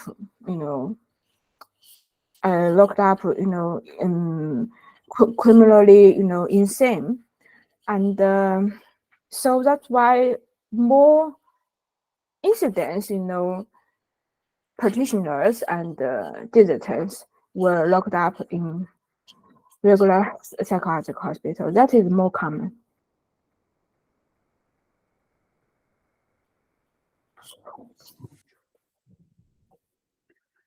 Thank you. Any other question? Well, I'm gonna share it's an anecdote, because after all, we cannot go anywhere to corroborate just my experience being there of somebody telling me this kind of extraction of organs. It's happening in that dark street. You do not need to picture a hospital. I know it happened there. I do not know. I haven't been there. I do not have a clue. But it maybe it's a different perspective, that we imagine things being one way, and maybe the labeling of somebody being mad, it can just happen at dog any point. How is that exactly, your experience?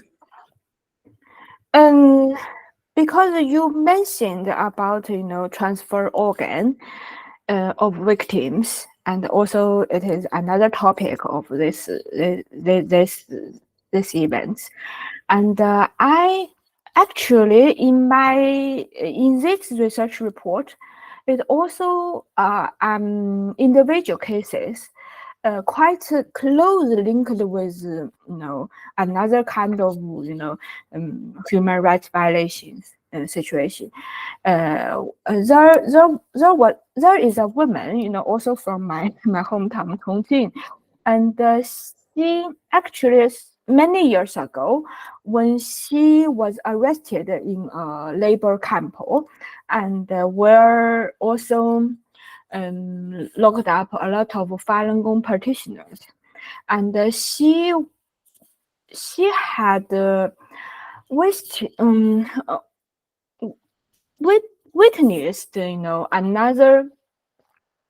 another women victims was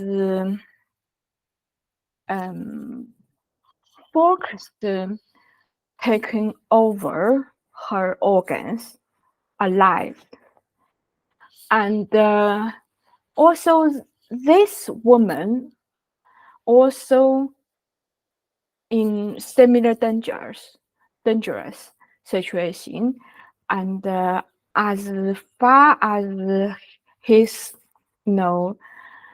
relative just helped her and saved her from that labor campus. And after he was released, he also interviewed by some journalists, and she revealed the true situation in that campus. So this action caused her was arrested in psychiatric hospital again, and the authorities charged her charged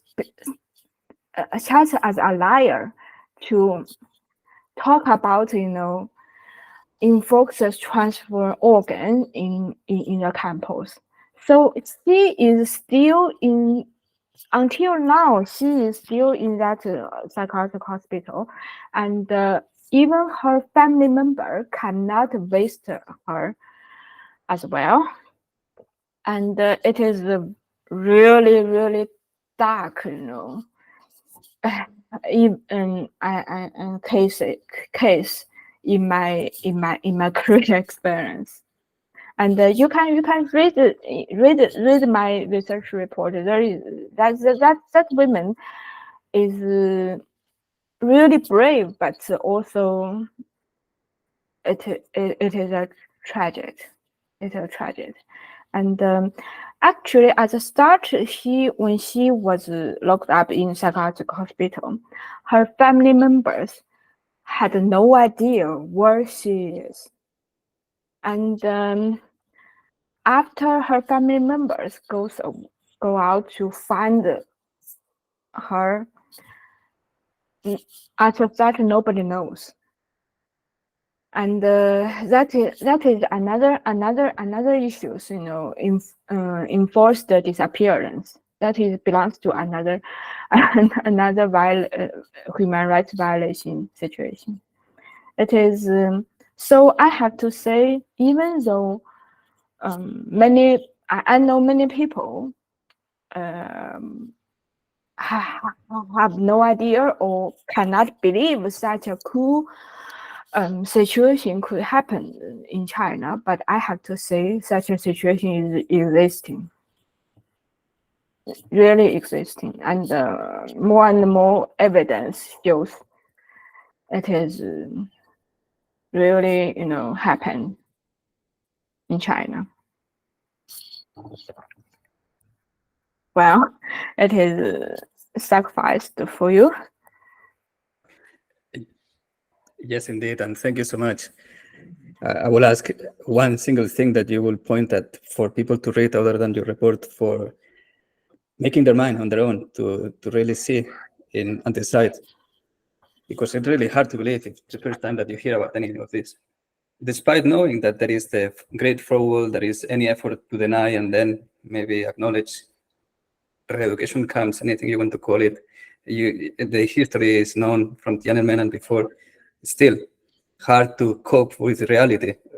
There is any resource that you will point other than your report?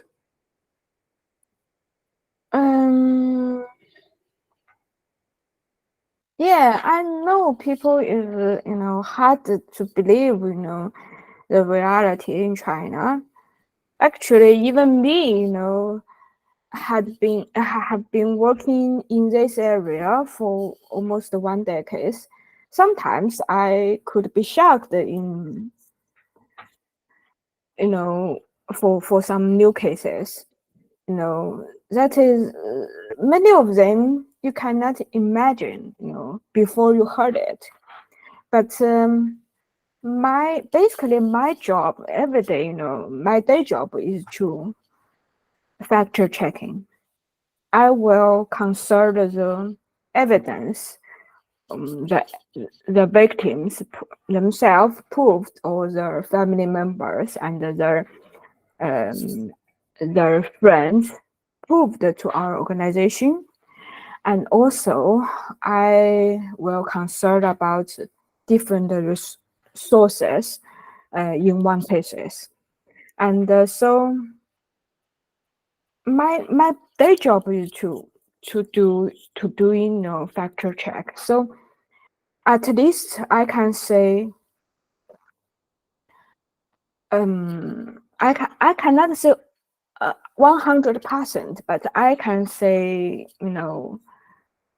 up to 90% cases which were released by our organization, they are true. And even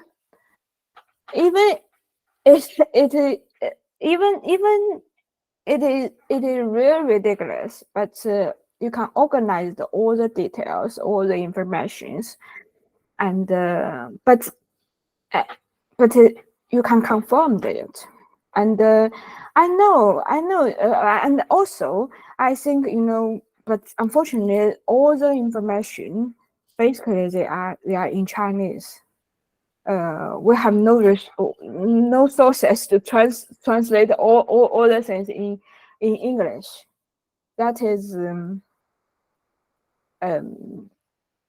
a very difficult reality for me, and that's why I decided to keep going on my work, and someday I can collaborate with other organization to release another topic to describe another subject, human rights violations issues in China.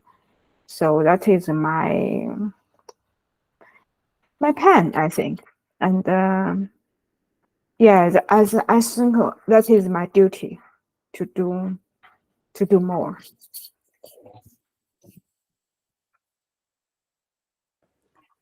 Thank you, Yashir. We'll leave it here if you wish. If nobody else wants to ask anything, just thank you so much for being here. Tomorrow we start at 3, Berlin time, Madrid time. Yeah, and I'm very happy that you are in the UK. You could make it, and hopefully more people like you, like Zhang, are going to be able to just live through this experience to help nobody else having to go through this. There is no justification that we can see in any political sense. Thank you so much for working on that. Thank you so much, and it is a really valuable opportunity to speak out and to invite me to speak out to such a serious human rights violations in China, to let more people know that. And so many thanks for your volunteer to translate it in Spanish, in a Spanish version. If you completed it, please let me know. Thank you very much.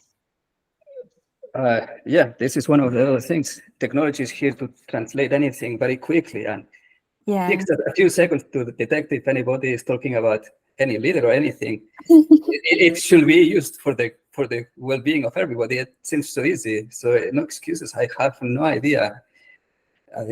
I am looking forward to read anything that you have to publish at the public, student, public. Is that what you're saying now? To really make sense of any of this craziness that we are experiencing collectively. It's really hard to make sense of it. And at the end, I guess it's affecting people. Yeah, I mean, it's affecting people for those, sure, but this break with reality, it's really hard to do. Yeah, I know it is a really hard work, because even when I was writing it, a lot of clearly clear evidence also let me feel so sad, and also I almost sometimes almost crashed during I writing this research report. So it's a really hard work, and I just hope there would be more Chinese researcher can doing similar work. That is my hope. And thank you very much, and see you. Bye bye. Thank you. Goodbye. Thank you, everybody, for being present. We are going to close now. See you next session if you want.